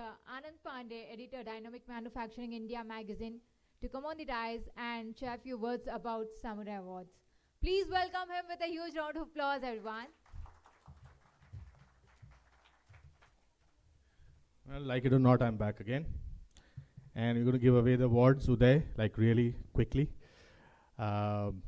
Right, so some important few words, very, very quickly. One is the idea behind the awards. Actually, it's a story, very short story. Is that many moons ago, I used to work with a financial daily, the name of which I will not take, but all of them are the same. Right, so I saw the inner workings of the way awards are done in India, and as you know already that I'm a skeptic and a naysayer and a negative thought person. I saw what was negative about them. Obviously, for some reason, Indian media calls entries nominations. That is another thing unique to the Indian awards ecosystem. Nominations are like what you have in Oscars, where journalists, Oscar essentially is based on the votes of foreign journalists association. There's something like that, but there are some guys who do reviews and write about the movie industry. They are supposed to vote on movies, and out of which there are 3 or 4 nominees that are selected, which are announced at the Oscars, and one of which gets the award. So that's the idea of the whole nominee thing. But the Indian media started to call all award entries nominees. Why was that? The very convoluted idea was, which came out of the market of awards, was that when you ask your company to nominate your person, then essentially you're paying some right up front for the processing, as well as something is expected over and above that. So you yourself are nominating your company. How is it ever possible that you self-nominate? What kind of a narcissistic world do we live in? who self-nominates. So the whole idea germinated out of the fact that most of these awards function, and I'm not somebody who begrudges awards because I never got one. But the whole idea came out of how to garner revenue from the market in whichever way possible. So this is how all these award functions, and I'm not supposed to name names because Dinesh says that we may have legal problems, but a lot of all right. So when Dinesh and I sat, Preeti, the three of us sat about this thing, I said, let's have something that is in scarcity in manufacturing and other industries. Something that is in short supply, which is objectivity, which is legitimacy, which is evaluation based purely and solely on merit. We are going to make money out of that. That is going to be our revenue stream. We're going to supply something which is in short supply, and that is belief, faith. So we reached out, and we are a small team, as you can see, and from the screw-ups that you've seen, you know that we don't have many resources, but obviously thanks to the sponsors that we are managing. Right, so then we reached out to the academics, the biggest of academic institutes in India, the IITs, BITS Pilani, SP Jain. These gentlemen, the ladies, the academicians, they were in such great support when they listened to this idea, when they heard us out, that this is going to be an ironclad award evaluation system. There no force on earth, and Dinesh knows this, and Dinesh can endorse the kind of pressure is under every award season of giving away awards, is that the evaluation system is going to be absolutely transparent between the jury, number one. Number two, only academics get to rate the companies. No one with a corporate interest or conflict of interest. And then to our last point, and then to our relief.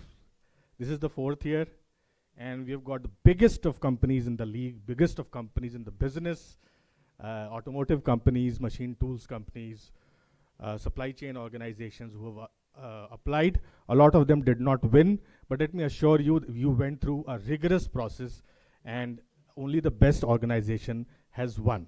So please give it up for the evaluation system, the effort that the academics put, who are not here. We are missing them. A huge shout out to you, ladies and gentlemen, the respected members of the jury. We always miss you, and God willing, with Luca and more sponsors joining us, we're going to have all our jury members with the right protocol that they deserve. We'll have the resources to do that the next year as well. We miss you, dear members of the jury. Dr. Ruchi Agarwal, Assistant Professor of Strategy Management, Assistant Professor of Strategy, Management Development Institute, MDI, Gurgaon. Dr. Rakesh Sinha, Founder, CEO, Reflexive Supply Chain Solutions. He's the former Global Head Supply Chain, Manufacturing and IT, Godrej Consumer Products. He's also I never failed to tell this, he's also the first person who ever got a PhD in supply chain in India. And he's also my mentor in the industry, Dr. Sinha. Thank you so much for being there.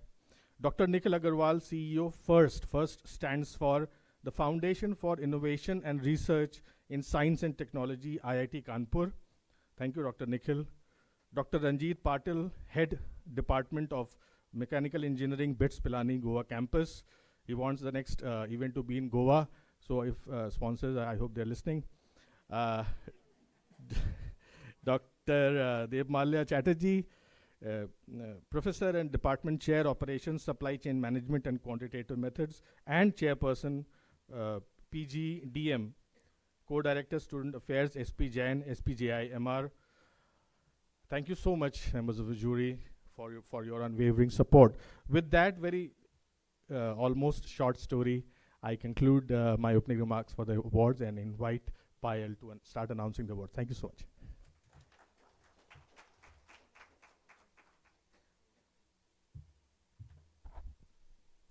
Thank you so much, Mr. Anand. So now I'll be calling the person one by one and then the category.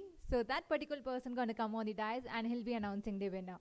So very first, ladies and gentlemen, I would like to call upon Mr. Rizwan Khan, Country Manager, Supply Point, to come on the dais and announce the winner for Supply Chain, Innovation Samurai, Large Enterprise. So this is category Innovation Samurai. Yes.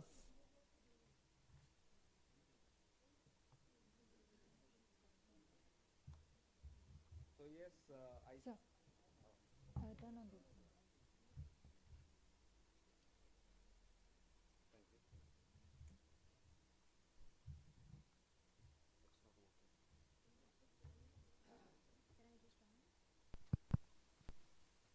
Hello. Hello. It's not. Yeah, it's working now. So rather than using this, I'll come here. So let us not spend much time, and I would like to make an announcement for Innovation Samurai. It's Ace Designers Limited Machine Center Division. Huge round of applause, everyone.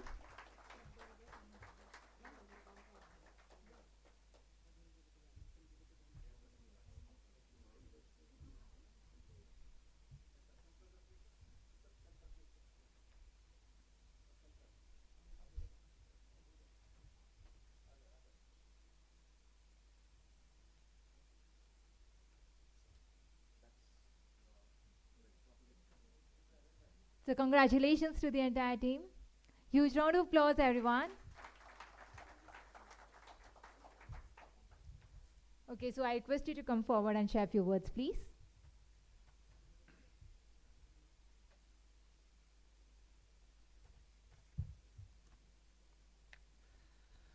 Good evening, ladies and gentlemen. We AS Designers Limited, Machining Centers Division, AMS, are truly inspired and honored to stand before you today and receive this prestigious award at a warm and beautiful environment here. We could like to express our deepest gratitude to Meshmix Media for this incredible recognition for Innovation Samurai Category Award for our title Spindle Subassembly Digitalization Process. So considering the heart of our system, Sun, the yellow dwarf star, is an heart of our solar system. For our automobile sectors, we call engine as an heart for the driving. We manufacture vertical machining center where spindle is an precise and heart of our solar system. We manufacture and produce 3,568 spindles per year, and before every critical and important spindle health parameters such as temperature, total runout, clamping, and vibration were monitored, captured, recorded manually through a book written system.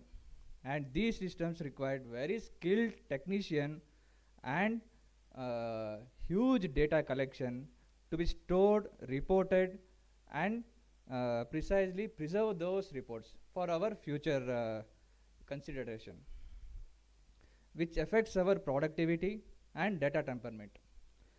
With this opportunity, we developed an automation process through our indigenous software where every critical parameters are recorded digitally by our system, and through this system we have increased our productivity and we have reduced the cycle time and we have increased by reliability by 40%. We have not only increased with our reliability, we have increased our productivity from 3,568 spindles to 4,000 spindles per year. We AMS believe in one team, many hands. So this project is carried and run successfully not only by one member with our team efforts.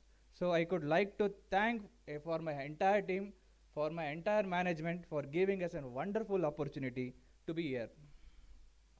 Considering digitalization, today the France government has started using Indian UPI system, which is a very boom to our Indian market society. And the total manufacturing cost for an Chandrayaan 3 by ISRO was 613 crores.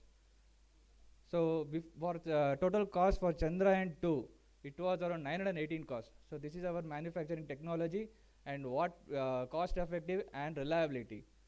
So the national emblem, which has a fruit print on our Chandrayaan, is printed by our system, 3D printing system. We can proudly say it has been manufactured and printed by our machine.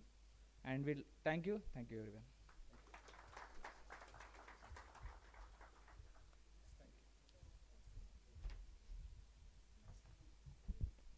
Thank you, sir. So moving forward to the next award, I would request Mr. Pritesh Singh, Senior Manager, NRI Consulting, to come on the dais and announce the winner for supply chain. And the category is Service Samurai, MSME.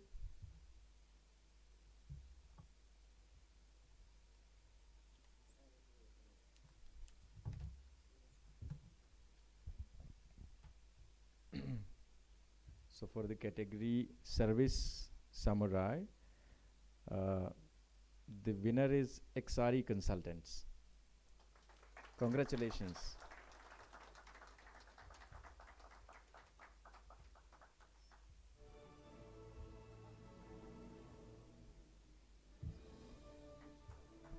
Congratulations to XRE Consultants.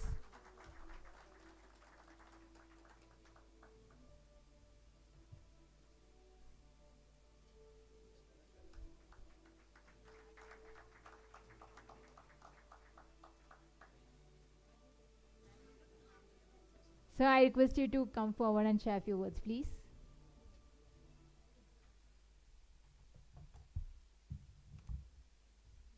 So thank you so much for this wonderful recognition and honor to the company, which is a very young organization. Actually, XRE Consultants formed in the year 2022 only, and it's a one-year-old organization, but we are combined experience of more than 23 decades. We are basically into the space optimization and space management for all kind of, you can say, the logistics and the industrial warehousing sector. We provide the consultancy for the space in terms of commercial leasing, the retail, and the manufacturing units also. So the idea of inception of this company was, there are many consulting companies, or you can see the consulting companies in terms of real estate in India, but the difference in us and those companies are they only provide the space, and we provide the optimization solution also.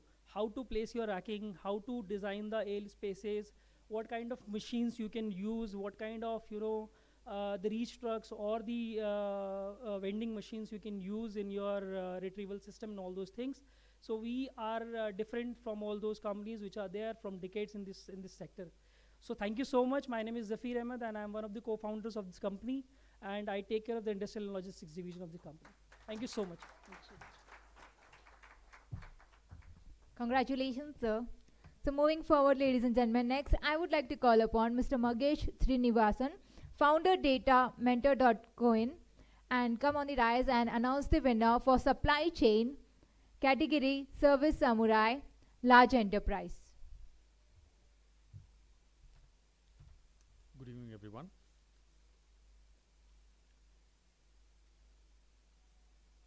So the award goes to Pladis India Private Limited.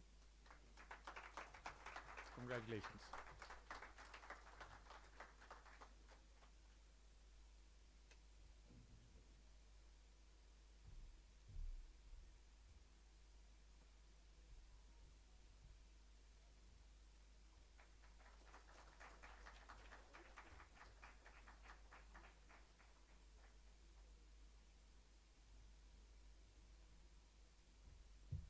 Sir, I request you to come forward and share a few words, please.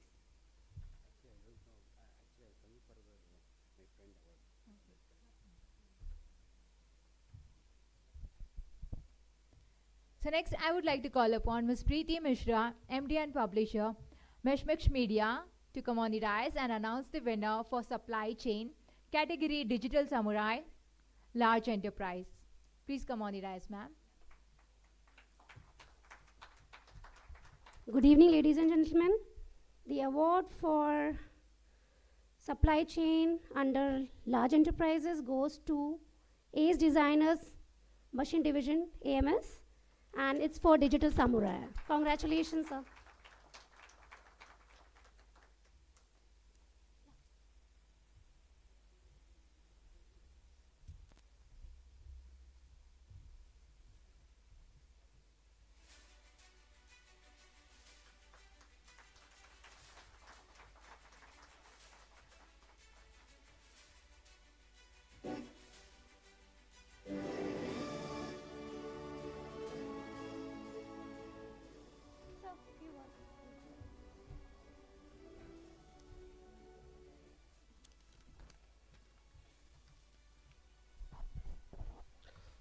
Good evening, everyone.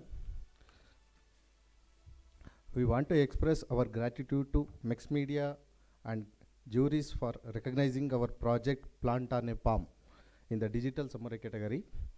This acknowledgement motivates us to strive our excellence.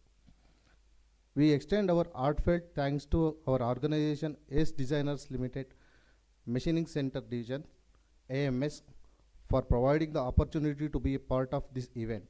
We focused on digitizing the production planning process with real-time workflow updates. Despite the initial challenges of convincing staff of embrace digital solution over traditional practices, we have successfully implemented Plant on a Palm. Now we can track real-time order execution status at each assembly stage, significant improvements from our previous weekly updates. This advancement allows all departments, including marketing, to view order status promptly. Earlier data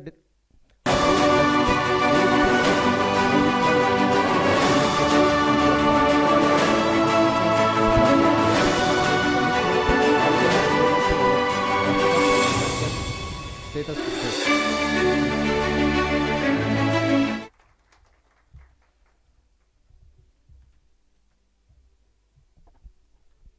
Congratulations, sir. Moving forward, next I would like to call upon Shri Ashwath Narayan, Vice President, Lugu Udyog Bharti, to come on the dais and announce the winner for supply chain category Productivity Samurai Large Enterprise.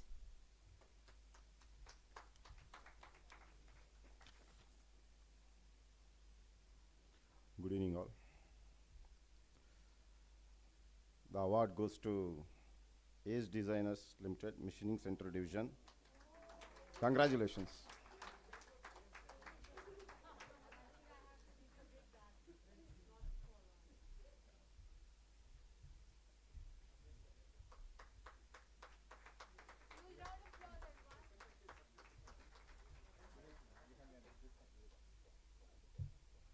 Huge round of applause, everyone.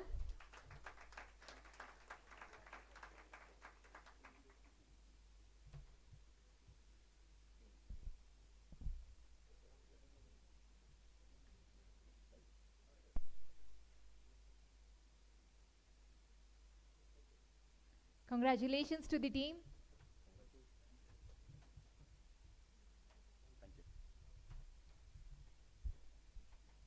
It's my turn to talk now. Why this vendor cluster? We went to IMTMA Conclave Vision Workshop 2 years back for Goa. Everybody went for with some other purpose and enjoyment.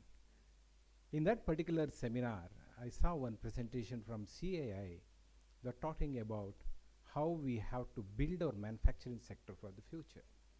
And they talked on the subject of the vendor cluster. I got fascinated, came back, pulled the CAI delegates back to the factory within next 1 week of time. The idea was to bring the topmost, the critical partners of our organization under one roof, bringing them with the same kind of experience of the global expectations of today's manufacturing industry. Having said that, we identified 30 critical partners who are going to define our growth, and in terms of revenue or the expenditure of what we are making to them, we made 5 groups, and each group is named, one for the foundry, the first of its kind, and then we made for the manufacturing cluster, we made for the sheet metal. Today we're talking about the global products. Our machines are very good internally, but the expression of the outside, the aesthetic part, we need to improve, and also for the bottom. We made these 5 groups and we started the journey working with them. This is a project sponsored by us to our manufacturing friends. And then we are doing rigorously every month. Our person is dedicated. They go and they conduct. We started with the 5S. We moved on in the second quarter to the Kaizen. In the third quarter, we moved on to the My Machine concept. Now we are in the TQM process. So this journey has come to an almost end in the next few months of time. And as indicated and confirmed by CII, our partner, this is the largest vendor cluster in Asia. Thank you.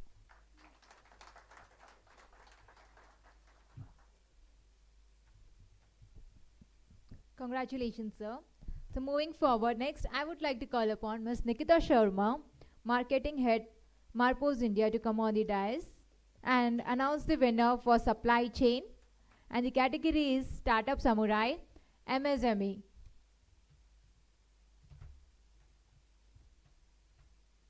Hi everyone. I hope you are enjoying the evening. So the award goes to Under Lee in Manufacturing, Large Enterprises. So this award for large enterprises, the name is Ace Designer Limited Machining Center Division. I think next time I have to give you a bigger bag.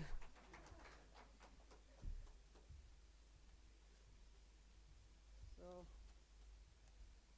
this is your nomination. I think this is also yours, and I think, no. So this is your nominations. Congratulations, everyone.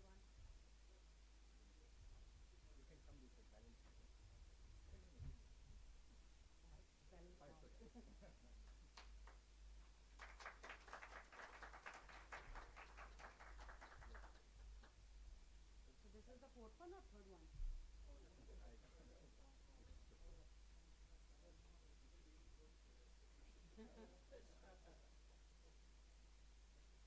Thank you.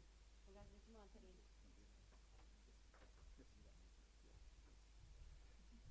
This subject need a small introduction from my end. Having started vendor cluster, I was thinking we are working with the outsource process. We have 487 partners. I don't have anything as a supply chain chief.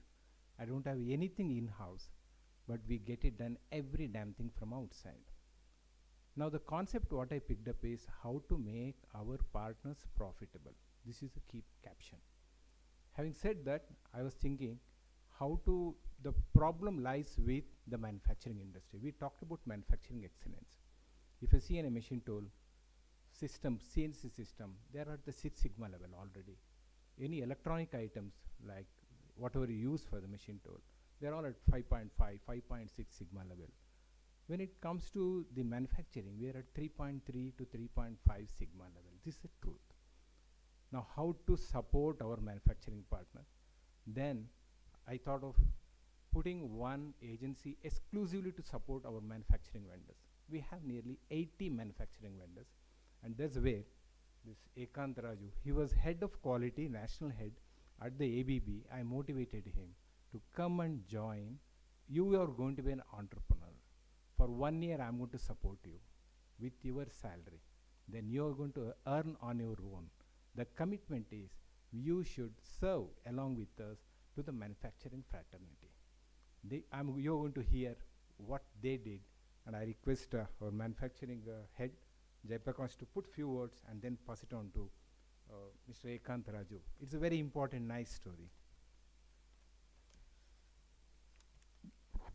Good evening, ladies and gentlemen. It's a great honor to receive this award for Startup Samurai.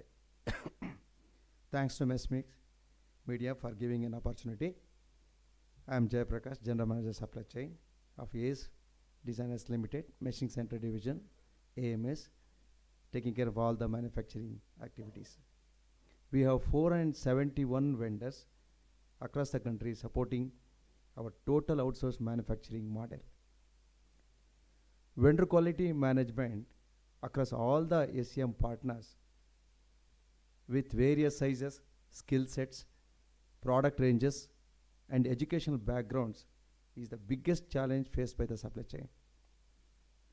To address this complex situation, we came up with an out-of-the-box solution to develop a startup initiative to take care of all the quality-related issues with a very focused approach and sustained business model. The result of this is the creation of R&R Solution, a startup company. Mr. Ekant Raju is the proprietor of this company. Now he will explain further. Good evening, everybody. I sincerely thank Mrs. Meshmax Media for this opportunity. I also take this opportunity to thank Yes Designs Limited for believing in me, providing the opportunity and the necessary ecosystem to work with the project vendor quality management. R&R Solutions primarily provides vendor quality management services to Yes Designers Limited and its business partners in areas of inspection, calibration, QMS implementation, and other shop floor support services. Myself, Ekant Rajuyan, proprietor of R&R Solutions, is having about 24 years of experience in quality management, supplier development, and operational excellence in various industrial sectors such as automobile, power sector, pharmaceutical equipments, and machine tool industry. We are a team of about 12 engineers and 4 on-call QMS experts who are competent in handling critical inspections and QMS implementation. Speaking about the challenges we had initially, quality implementation and maintenance is not a priority in many MSMEs. Even though we speak a lot about changing world, the global scenarios, the top priority remains production, dispatch, and the revenue, ignoring quality planning and implementation. Some companies may not see the long-term customer satisfaction, sustained profitability, and reliability that quality implementation brings upon. We had to work with various business partners to understand the work culture and educate the quality discipline. So from being nuisance in their shop floor to improve their quality rating, it's been quite a journey. Still it is. Hence the success of the startup is a result of able leadership, management focus, and visionary thinking of Yes Designs Limited, backed up by all the hard work, technical competency, and dedication of our R&R team. I am glad that together we are able to make some impact in the quality culture of the MSMEs that are associated with us and make them battle ready for the upcoming challenges. Thank you very much.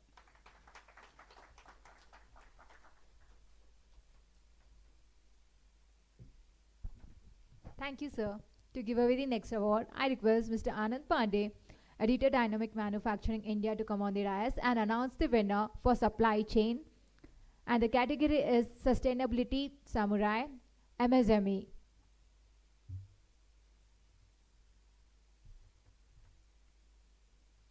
Okay, before I announce the award, Mr. Rao, Mr. Raju. Mr. Raju, where are you? Of ACE. Hey, hi. So I have been itching to ask this question for the last 4 years. This is the 4th year. Who was the person who came up with the name ACE, ACE Design? Mr. Rao, you want to answer? Yes, please. It's all yours.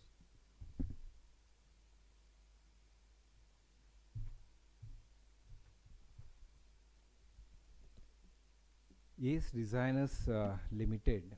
This is the journey of machine tool segment growth in the country since 1970s. If you want to understand, there are 2 names explanation for the ACE. ACE means number 1. Second thing is, which is true also, ACE means all CMTI engineers. In 1970, one Mr. Sathe, he was the design chief of CMTI. Under him, 2 young budding engineers were working in the design. They were one Mr. Shirgurkar, another is Mr. Machado. And these 2 gentlemen took a decision one day that all 3 of them, the chief told, let us go out and we are competent enough to do on our own, let us start. When they started, Mr. Sathe, he started making, he is one of the best designer machine tool fraternity in India I have ever seen. And that gentleman, he started making tool changers, making turrets, index tables, so on and so forth. Then he told the other 2 people, the engineers, you go and make the machines, you are capable. They started with a rented premises with a sheet on the top in 1970s, and then they were making the designers, they are expert in making design. Make design and make drawings and give it. Within 6 months, Mr. Sathe told, you have to make a machine. And that's where the first CNC lathe has been rolled out by those two gentlemen in 1970s late. And then subsequently, they are masters in the CNC lathe. And today, CNC lathe being produced nearly 5,000 plus per year. And they wanted to make the machining center. Mr. Sathe, again the great designer, he made 2 vertical machining centers. And then he started using in the Pragati engineering. Then he told, can you people productionize it? Then it was not possible because ACE was focused on the turning. Then in 1990s, the AMS, a company, was promoted by ACE designers to make the machining centers. And today we're making around 3,000 machining centers. And this is how the genesis of the machine tool in the country has evolved. ACE means number 1. ACE means all CMT engineers also. Lovely. Amazing story. I mean, my salutations to the team that put the word ACE in ACE Design Systems. I've never seen any other company taking their name so seriously and personally all my life. Congratulations once again. I hope this trend, by the way, does not catch on, because I'll be worried for the Tata Group after this. All right. We have the award, which is in supply chain, MSME, Sustainability Samurai, and the award goes to J Wood Industry. And we have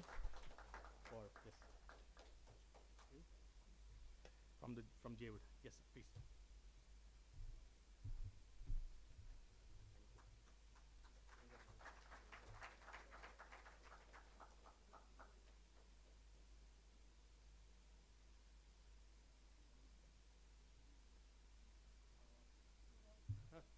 Okay, this has to be given as well.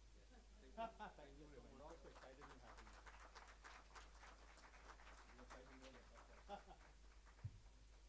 Thank you so much. So I request you to share a few words, please. Hello, ladies and gentlemen. So this is an incredible honor to receive this award in MSME Supply Chain Sustainability Award. So we at J Wood Industry, we manufacture wooden pallets, wooden boxes and crates. We are promoting sustainability. So people always ask us that how wood is sustainable. But the answer is that in Europe or in other countries, they grow tree to cut, and they get it into certification called FSC and PFC. We have both the certifications. We were the first company in India to receive license to manufacture CP EPAL pallets in India. So it's been a good journey. We have 2 plants. One is in Bombay, Taloja, Navi Mumbai, and one is in Kosamba, Gujarat. Our Bombay plant runs on 85% on green energy, which is solar energy. And we are moving towards sustainable goals. Thank you so much.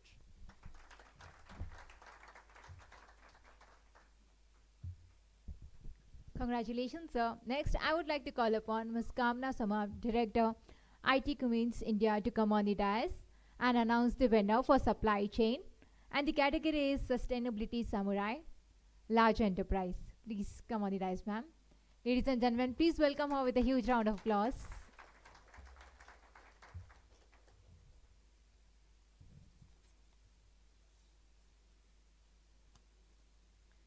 And the winner is Kimberly Clark India Limited, Pune, for Sustainability Samurai Award.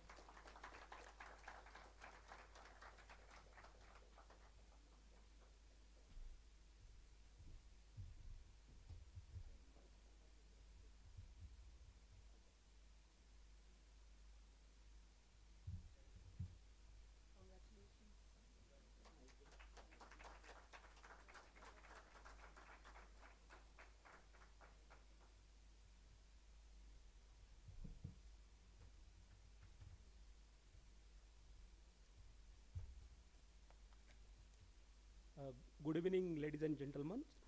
We are representing Kimberly Clark India, and our mission as a company is better care for the better world. Under the guidance of our supply chain director Sanjay Kachre, we are in this journey of sustainability actually. And we are very thankful to the organizers who have awarded this award to us actually. And they have given us opportunity in participating this process, as well as allowing us to showcase the initiatives which we are taking as a prime responsibility as a company. And there are two verticals on which we are working. The first vertical is sustainable energy and green. So in terms of the infrastructure, whatever we have in the last couple of years we have developed, it is on the concept of the green building actually. And we are now using almost 25% of our energy, 20 to 25% of our energy from the solar, and it's a big setup actually. So we save basically around 36 lakh units every year, which we generate from solar. And then we have got a 95% runoff on the rainwater harvesting also. And the team is also working on the different smaller initiatives like setting up the infrastructure for specially abled persons actually when they will come to the plant, and then EV charging, basically using the green chemicals inside the plant. So this journey started from our office when we got the platinum rating 4 years back. And now our manufacturing setup basically, which we set up in Pune, that's an old setup of around 27 years now. And the second setup which we have recently done in the as a greenfield site in Sri City. So both are now they are almost in all the initiatives of solar as well as all the green elements. We are trying best actually.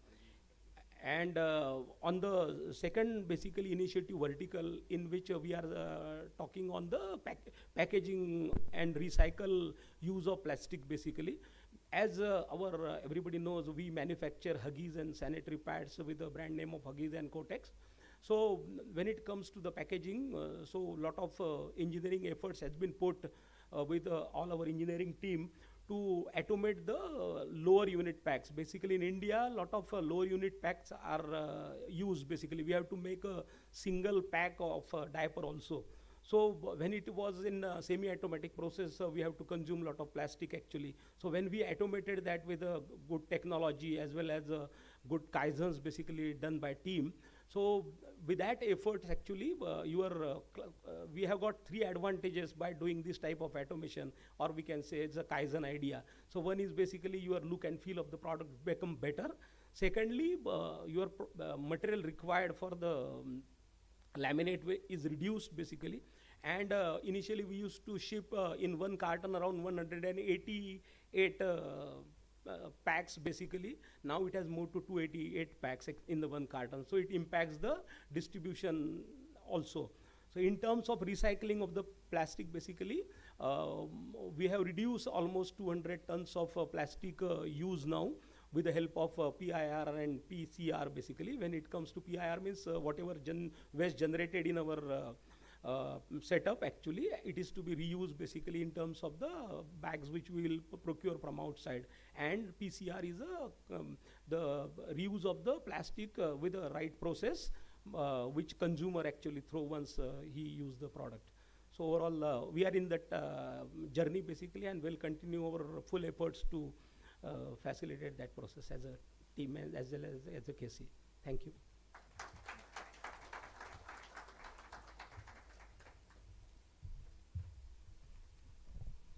Thank you, sir. So to announce the next winner, I would like to call upon Mr. Uday Narang, founder and chairman, Omega Seeki Mobility, to come on the dais and announce the winner for supply chain, and the category is Shogun Samurai, large enterprise.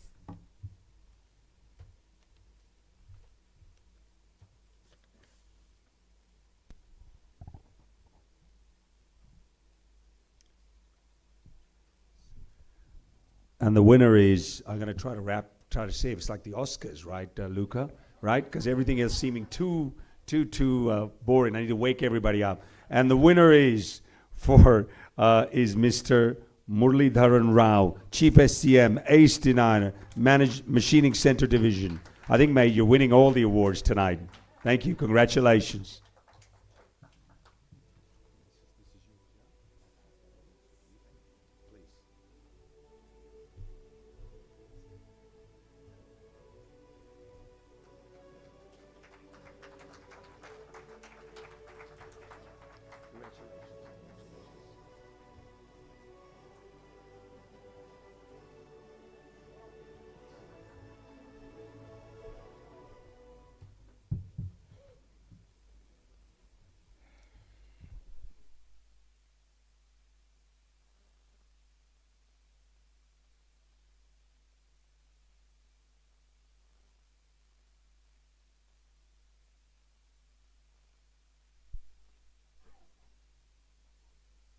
Thank you very much, Meshmix Private Limited, for this recognition.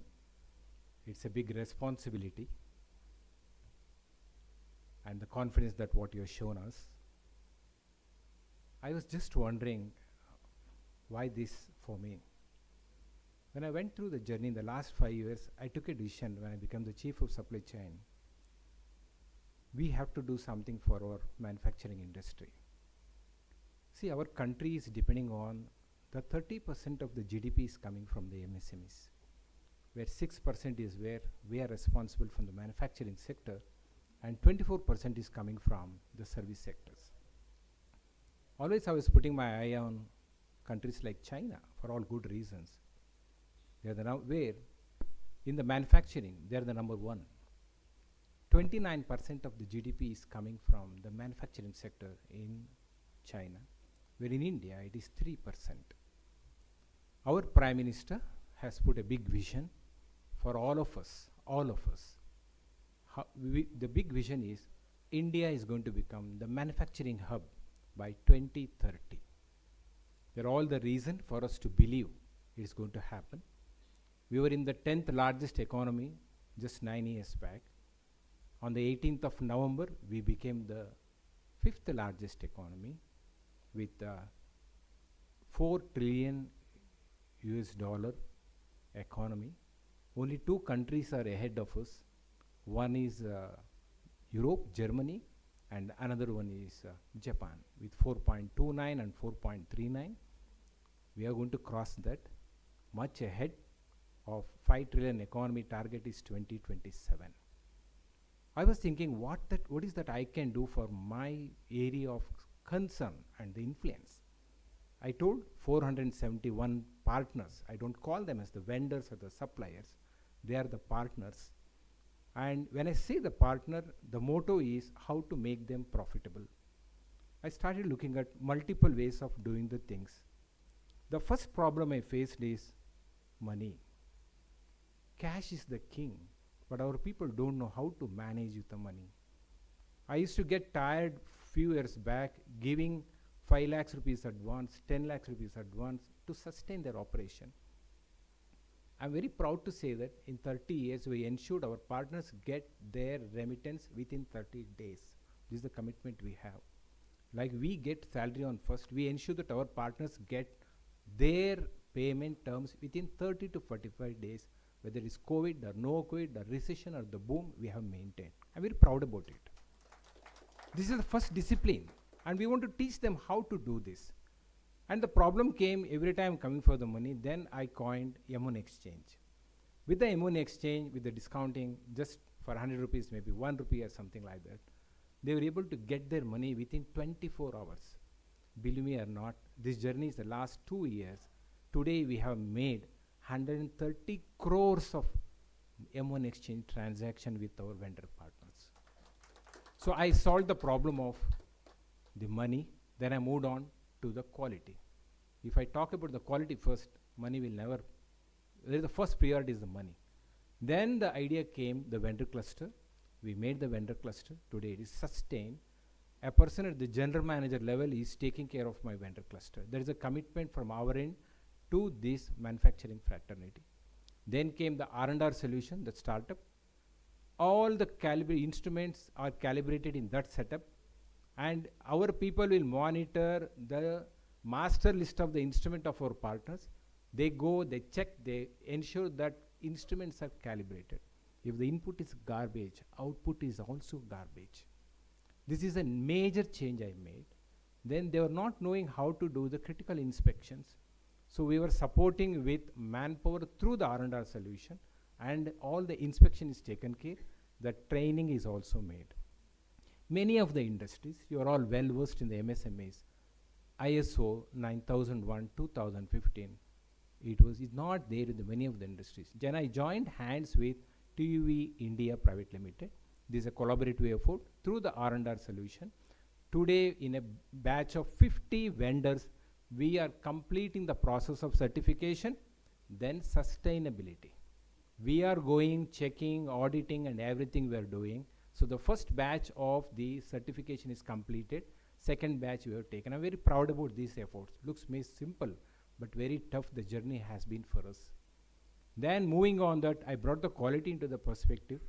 Then we started looking at the leadership pipeline. I'm thinking now the 30 years we have lived, and same vendors, their next generation has come. Now we have started with the leadership vision programming for them. They should also start looking at what is that they need to do. None of them are aware about what is happening. Whenever we go, I visited one of the best machine tool company in the world, Haas, for 3 times, just to understand. They are sitting in California, the costliest city on the earth, and their manpower is 1,200. And our machining center manpower is 1,200. They produce 80 machines per day, and we produce 80 machines per week. So the productivity is 6 times more sitting in that part of the world. I came back with that message. Now we are making it popularized with their process and everything. So these kind of awareness we started talking with our manufacturing vendors and the MSMEs. Their awareness has been taken to the next level. And this is the responsibility that we carry as the bigger organizations to support these people and enable the transformation process. And this is where I think people have chosen me to be standing here. My passion is still continues. I was just wondering, what is this shogun and what is this samurai? I was wondering before coming, the shogun is a military leader, as per the Japanese knowledge, who is appointed by the emperor. My emperor is our managing director, now the founding director, Mr. Ramadas. He is the one who is responsible for pushing me into these kind of ideas. Whenever I come with an idea is there, this kind of initiative should be the top-driven approach, and it should be a philanthropic approach too. A complete support has been given. So for me, my emperor is Mr. Ramadas, the founder director, and then second part is the samurai. A leader is as good as his team. A leader is as good as his team.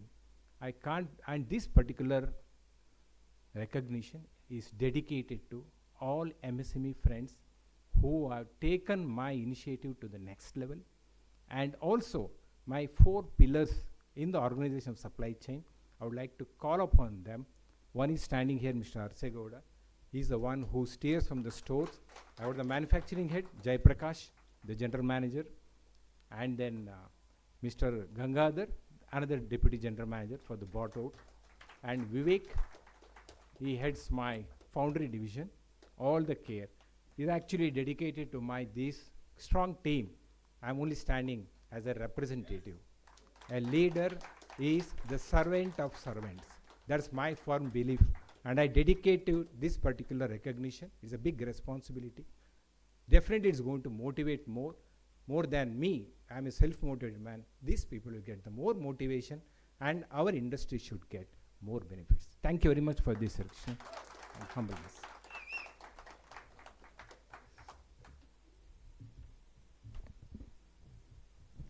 Congratulations to the entire team. Okay, so moving forward now, let's begin the manufacturing category. And to give away the very first award, I would like to call upon Mr. Dinesh Mishra, Senior VP Strategy, Meshmix Media, to come on the dais and announce the winner for manufacturing. The category is Productivity Samurai, MSME. I won't take much of your time. The productivity Samurai in MSME goes to Wago Private Limited.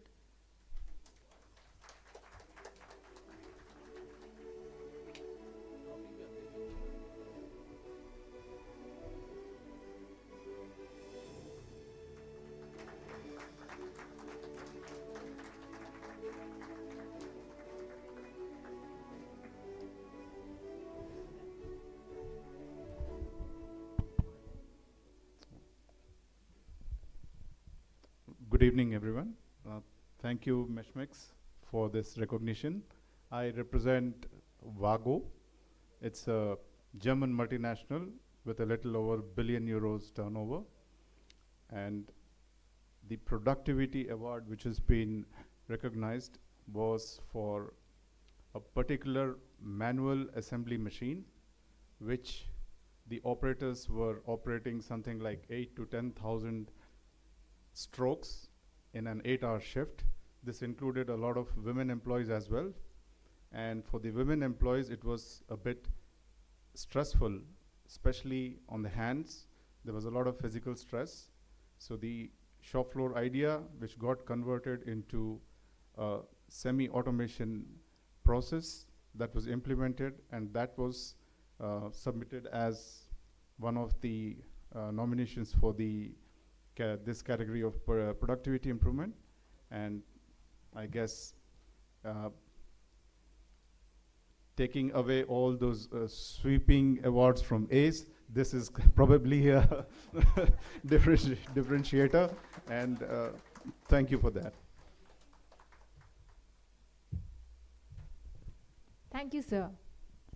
So moving forward, next I would like to call upon Mr. Rizwan Khan, Country Manager, Supply Point, to come on the dais and announce the winner for manufacturing.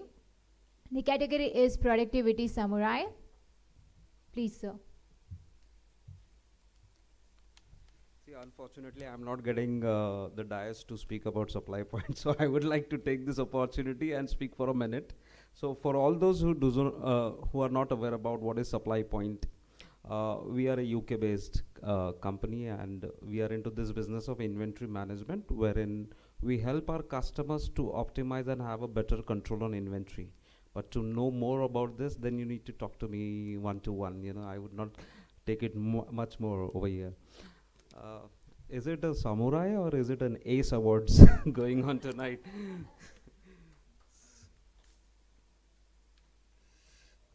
Okay, thank God it's not ACE this time. Okay, so the award category of Productivity Samurai, Metal Man Auto Private Limited.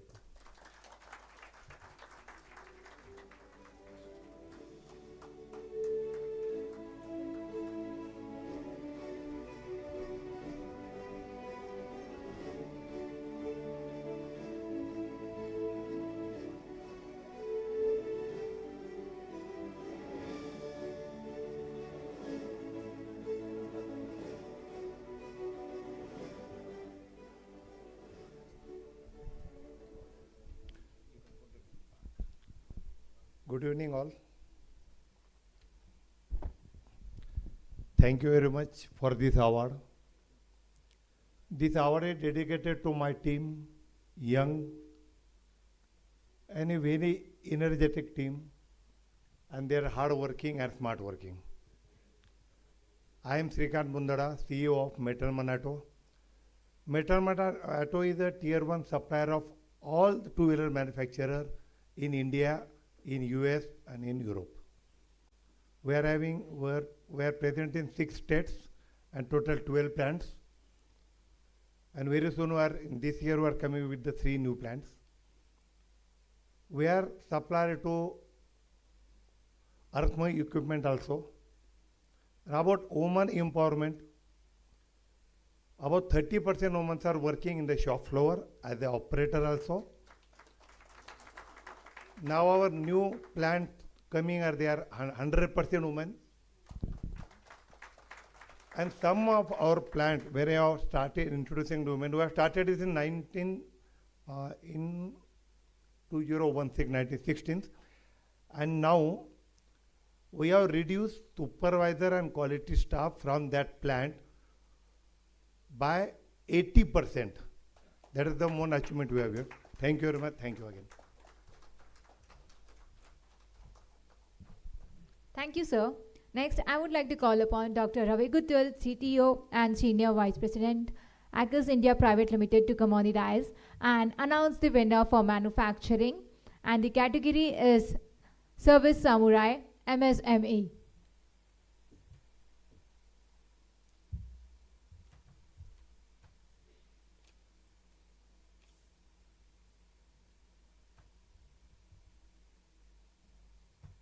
The award goes to M2 NXT Solutions Private Limited.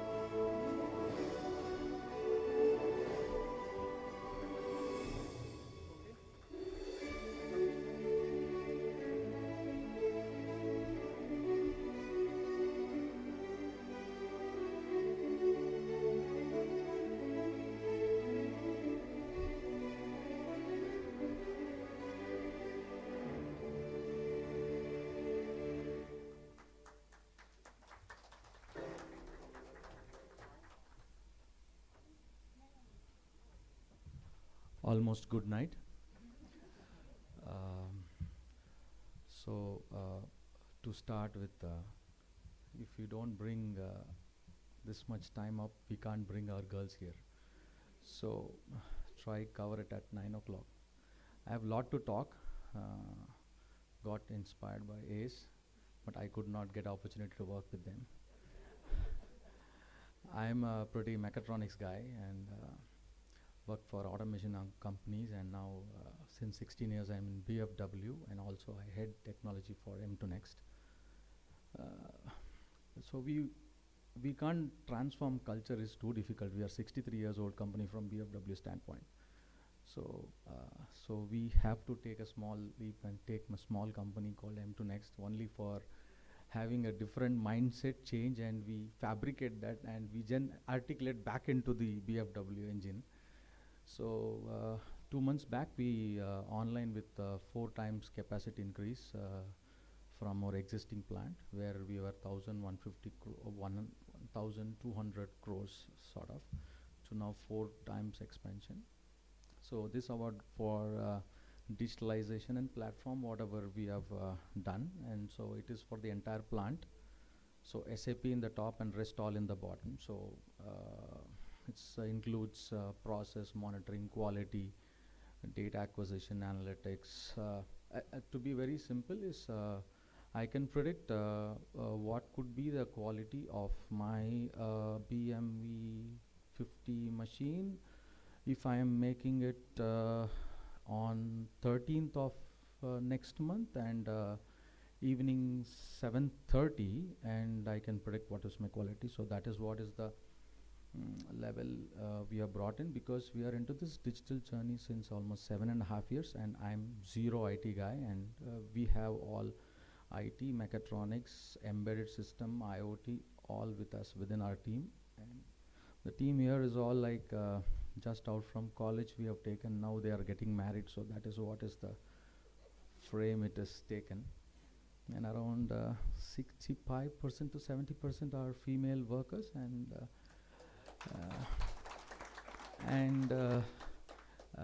including me, I have not have very great big academic education or so much. So we all are having only one thing, is that a spark to make something better than yesterday for myself. And as everybody was talking about, like say the thing which is like what is called the best performance is what is me, and I am seeing me from yesterday to today. So we wanted to get something like solve some problems of machine tool and get to be digitalized. And if a customer says, this is the check, can you give me the machine day after tomorrow, and my people used to call 100 people, now it doesn't happen. At least 15% of that problem is solved. We have 85%, and I will definitely get retired or tired. So it's all for these people to take it forward, and it's very nice, impressive, and the way you have explained, and I think I could get, because I'm also quenched in this manufacturing for quite some time. And thank you so much for this opportunity. Congratulations to the entire team. So moving forward, I request Mr. Luca Mattiusi, MD, Marpus India, to come on the dais and announce the winner for manufacturing. And the category is Innovation Samurai, Large Enterprise. Please, sir. Good evening, everyone. So the winner is Maruti Suzuki India.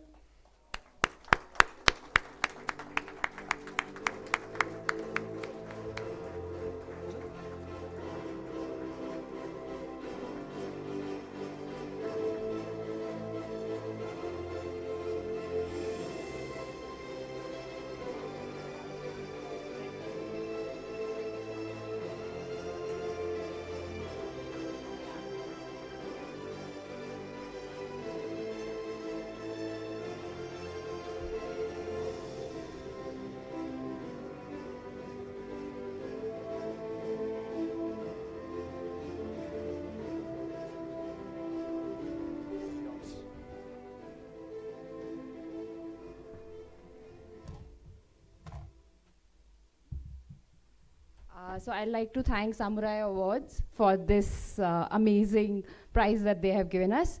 And I am Nandasha. I am part of Maruti Suzuki's innovation team. And obviously, I don't need to introduce Maruti Suzuki to everyone because I think everyone's first car was probably Maruti Suzuki, if I'm not wrong. And yes, the way of life is also India comes home in a Maruti Suzuki. So yeah, thank you so much. Thank you so much, Samurai Awards. And that's for my team, Maruti Suzuki and Maruti Suzuki Innovation Team. Thank you so much.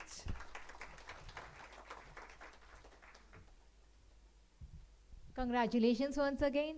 So moving forward, ladies and gentlemen, next I would like to call upon Mr. Pritesh Singh, Senior Manager, NRI Consulting, to come on the dais and announce the winner for manufacturing, and the category is Service Samurai, Large Enterprise.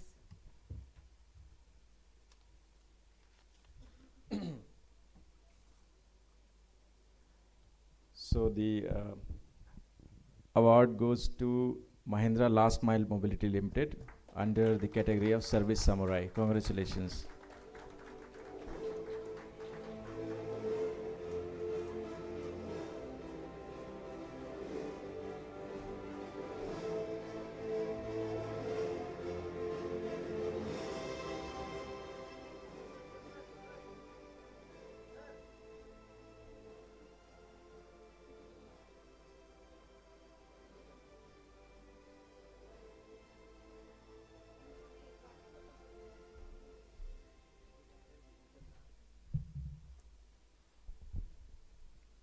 Thank you very much, Mesh Media and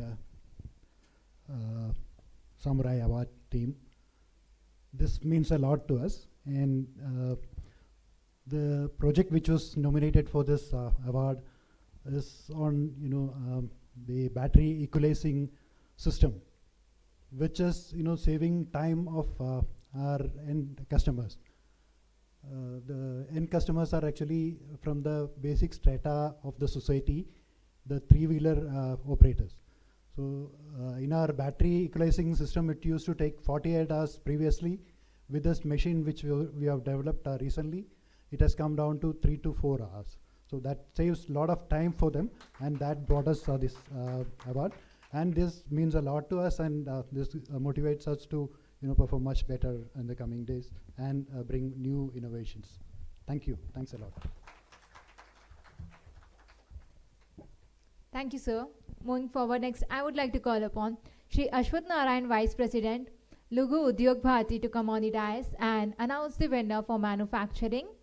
And the category is Digital Samurai, Large Enterprise.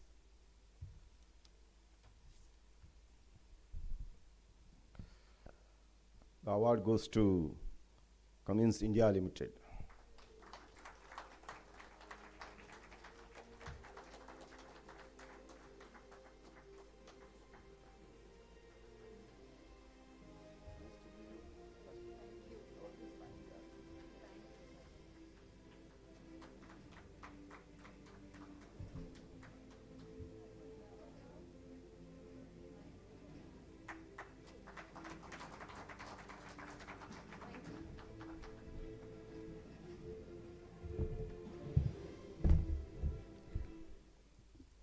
Thank you to Mesh Mix Media and the jury members for recognizing the Cummins journey on digital.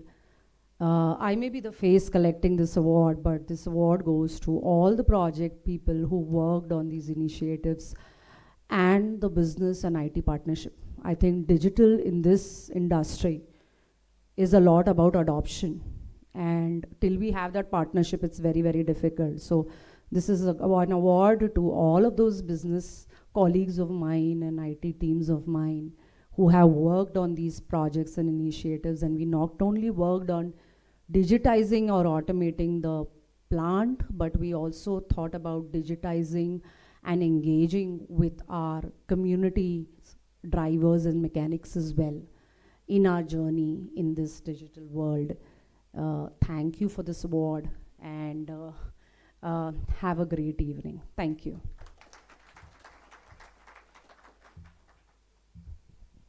Congratulations, ma'am.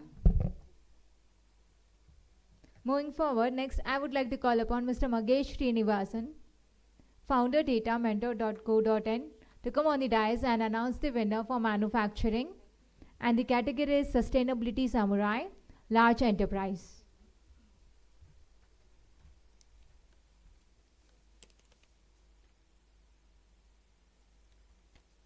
And the winner is Mahindra Last Mile Mobility Limited.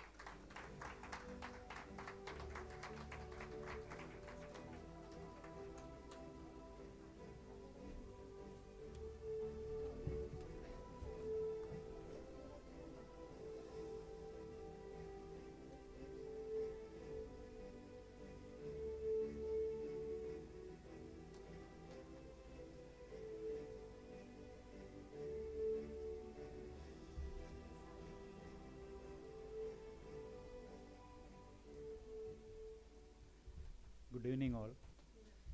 First of all,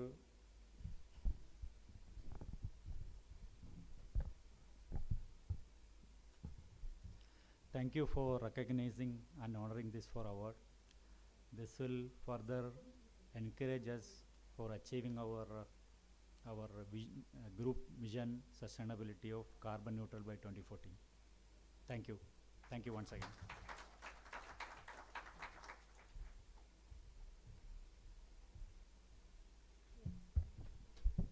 Next, I would like to call upon Dr.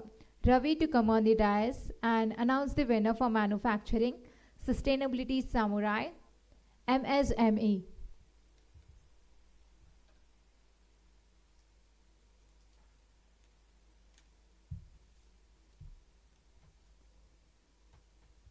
Award goes to Omega Psyche Mobile.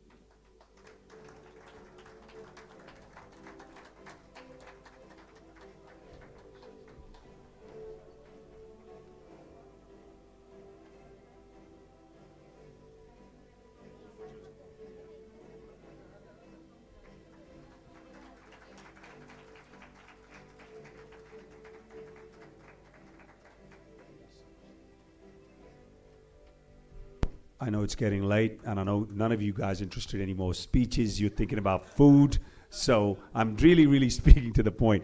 Look, this one really goes to my teams of Avengers, especially the men and women who work on the front lines. And you know what? Next year, I want my team to work hard, and Ace, we're going to come after you. Thank you so much. Congratulations, sir. To give away the next award, I would like to call upon Mr. Rizwan Khan, Country Manager, Supply Point, to come on the dais and announce the winner for manufacturing. And the category is Digital Samurai, MSME.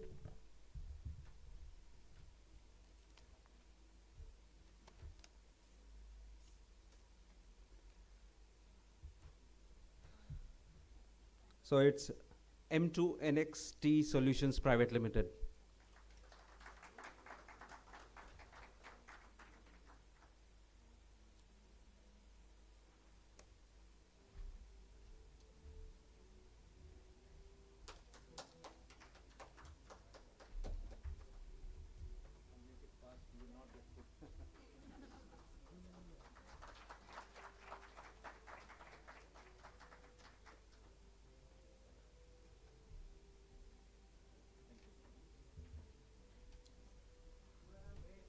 I don't want to take more time. This is my 5th award for the same, and every year 2 awards. That is the only thing which I missed it. Now I want to find some place to fix this. Congratulations, sir, on your 5th award. So moving forward, next I would like to call upon Mr. Dinesh Mishra, Senior Vice President Strategy, Meshmesh Media. And the category is Innovation Samurai, MSME. Before I announce the award, I would like to thank all the jury of Samurai Awards, Mr. Uday Narangsan, Luca Mattiucci, Mages, Zafir, who has come back. You know, I met him after 10 years. Innovation Samurai in Manufacturing MSME goes to Classic Industries and Export Limited.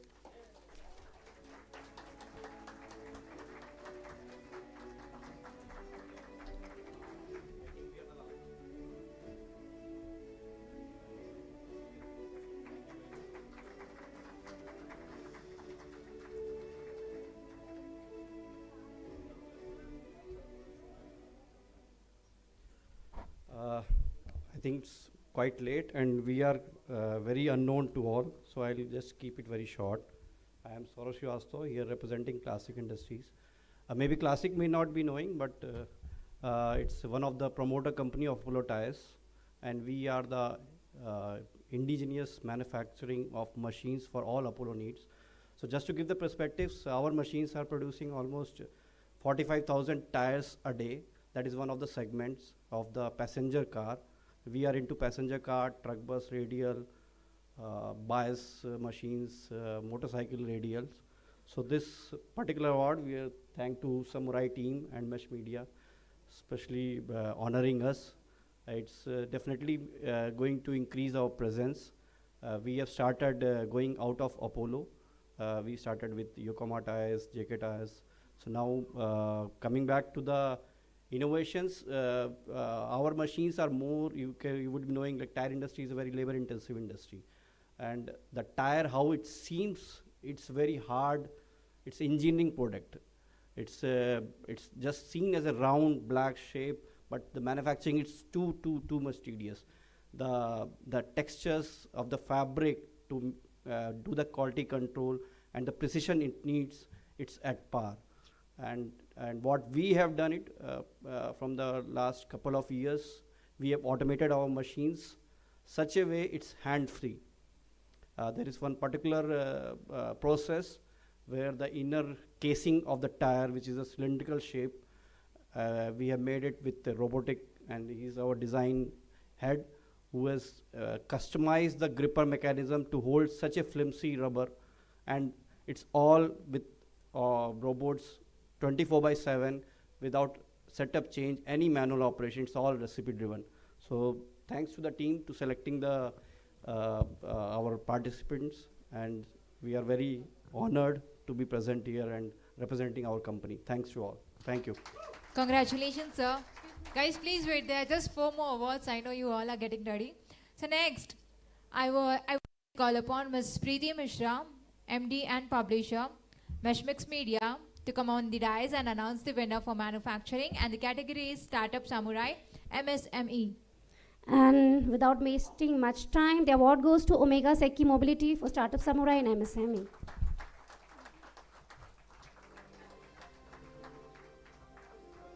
Congratulations, sir.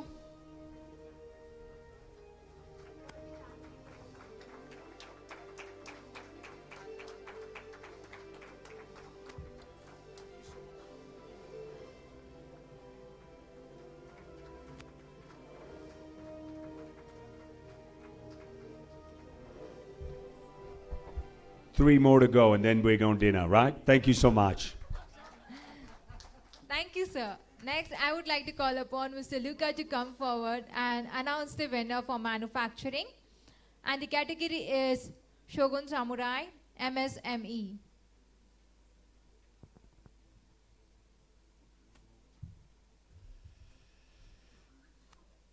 And the winner is Mr. Uday Narang, founder and chairman. So,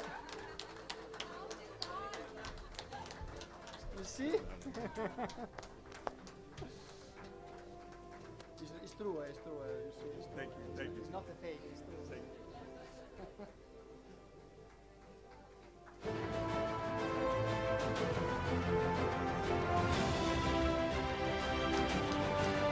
Congratulations once again, sir. Especially when you get a reward from Robert De Niro, then you just really got to take that, yeah? Thank you so much, and thanks. This really, really goes to our teams who work tirelessly. I'm just here to take a picture, but really it's the teams that get all the award. Thank you so much. Thank you, sir. Next, I would like to call upon Mr. Anand Pandey, Editor Dynamic Manufacturing India, to come on the dais and announce the winner for manufacturing. And the category is Shogun Samurai Large Enterprise. Okay, just 2 more. Then we have beer. All right. Folks who are forgetting the name of Meshmix Media, I feel your pain. I'll tell you how to remember the name. Preeti Mishra is co-founder, Mishra, and Khushbu Mishra. Please give a round of applause to Khushbu Mishra. She is another co-founder. 2 women managing this team, Mishra and Mishra Media. So just remember, the short form is Meshmix Media, or you can call it M3 also, because 3M is taken. All right. Shogun Samurai is a woman, Miss Suman Mishra. What a coincidence. MD and CEO of Mahindra Last Mile Mobility Limited. Congratulations.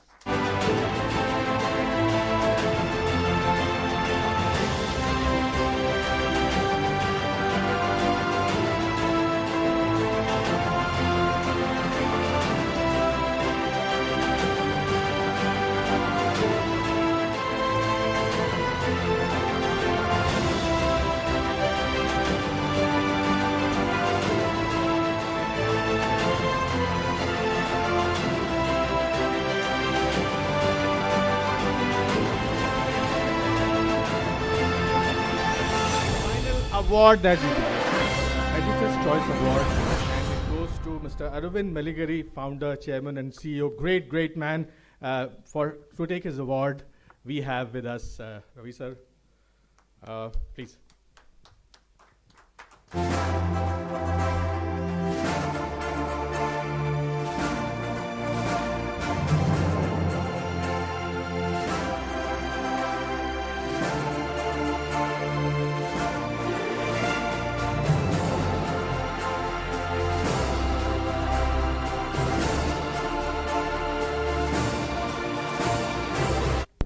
It's a great privilege to accept this award on behalf of Arvind, a great leader, a great visionary.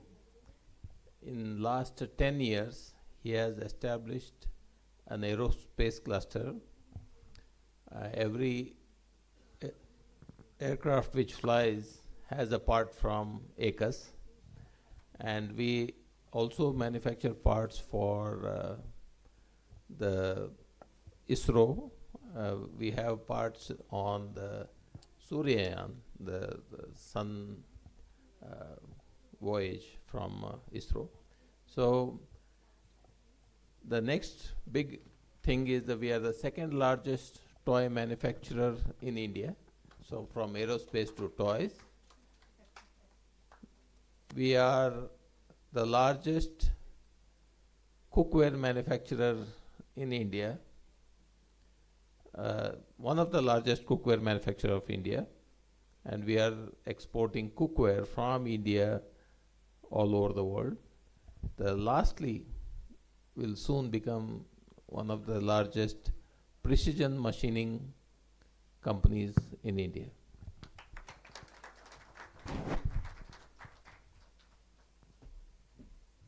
Without wasting much time, I'm the dais. I want to give a few certificates to Supply Point for being the sponsor for the event. Can you please come, Rizwan? Can you come on dais, please? Please welcome him with a huge round of applause, everyone.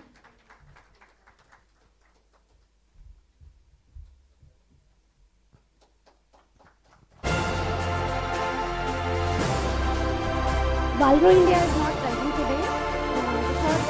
I would request Mapos India team to come on the stage. Thanks for being the sponsors for the event.